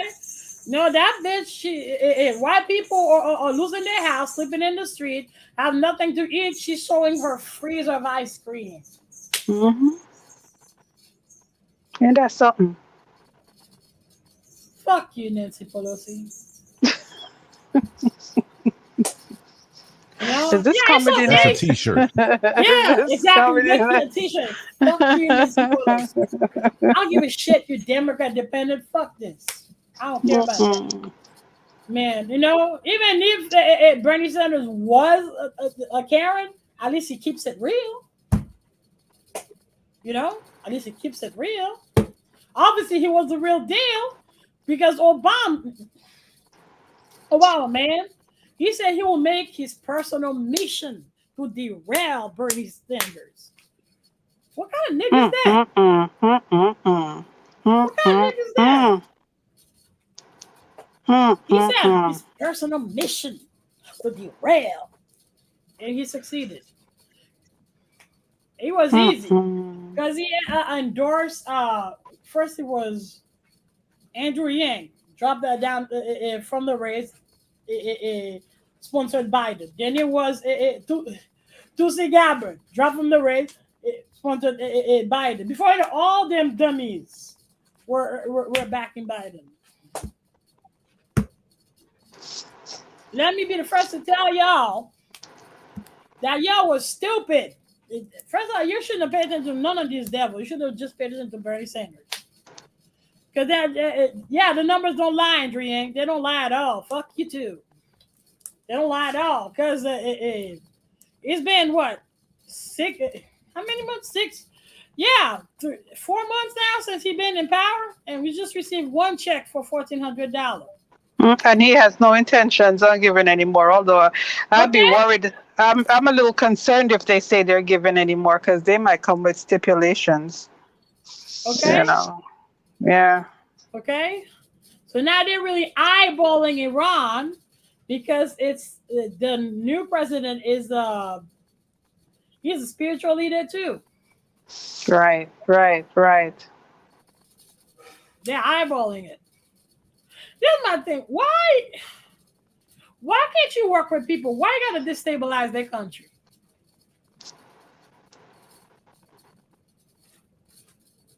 Why every time? Why? I know already. I know too. The devils. Because they can go right back in and be the savior. Yeah, because they're racist devils. Racist. Because you can negotiate, you can trade just like the Chinese do. But no, you want to run my country to the goddamn ground.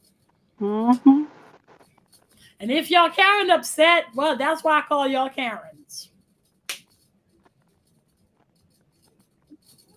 Because that lady, Karen, who was upset because I was telling what happened in Haiti, she said, if you hate America so much, why you came here? I'm like, make me leave, bitch.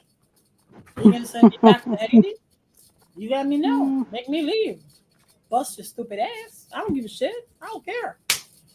So, a couple weeks ago, she requested for her key because I had her key for her apartment. Fuck you. I give a shit about you like that. Because you just proved that you are a Karen. Keep your key, Karen. I don't want it. You know? I know she missed you just about now. Trust me. Yeah, I don't. Shit, I'm moving on with my life, and I'm really, really busy.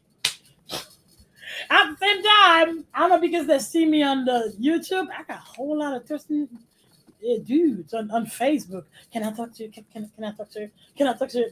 I'm like, dude, I'm busy. I'm really busy. It's not only the job. When I do the job, I'm committed to the show. So I sit down and research for the show. So I cannot talk to you. I can't. I don't have time for that. So, yeah, guys. Yeah. All right, my dear. Yep. So tomorrow we got to keep it real with people. You know, even though we don't have Bernie Sanders, well, they got us. So we got to strategize, tell people how to be self-sufficient. Exactly. We got to teach them that. Smart thinking. It's street smart. Got to teach them that. So, guys, I wish y'all have a good night or a good day for you, Lance, I guess. So, rendezvous at... So looking forward to tomorrow. For you. Yeah. Yes. We'll be ready. I'll be fired up. Batteries charged. Cameras ready. Cams ready. We can just share experience. We don't need notes for that. Because me, it's just, damn. Especially when that's the first one I want to tackle is the immigration. No, probably that will get me in trouble. But no, I need to speak up. No. But there's some mistake, you know, and I would really appreciate people share it. Because if they're deporting people, you know, that's the thing that it used to mess me up, not anymore, but I'm the one who actually helped deport them. You know, and we saw that, Sheldon. Yeah. Don't actually help them deport them. So I think it's about time I help them not get deported. Right. Exactly. Yep. And tomorrow we're gonna work on that.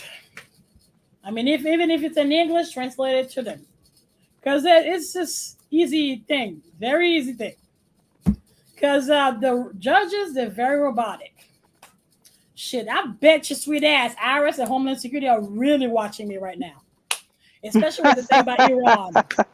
They're really watching. Yeah. Yeah, I am a revolutionary.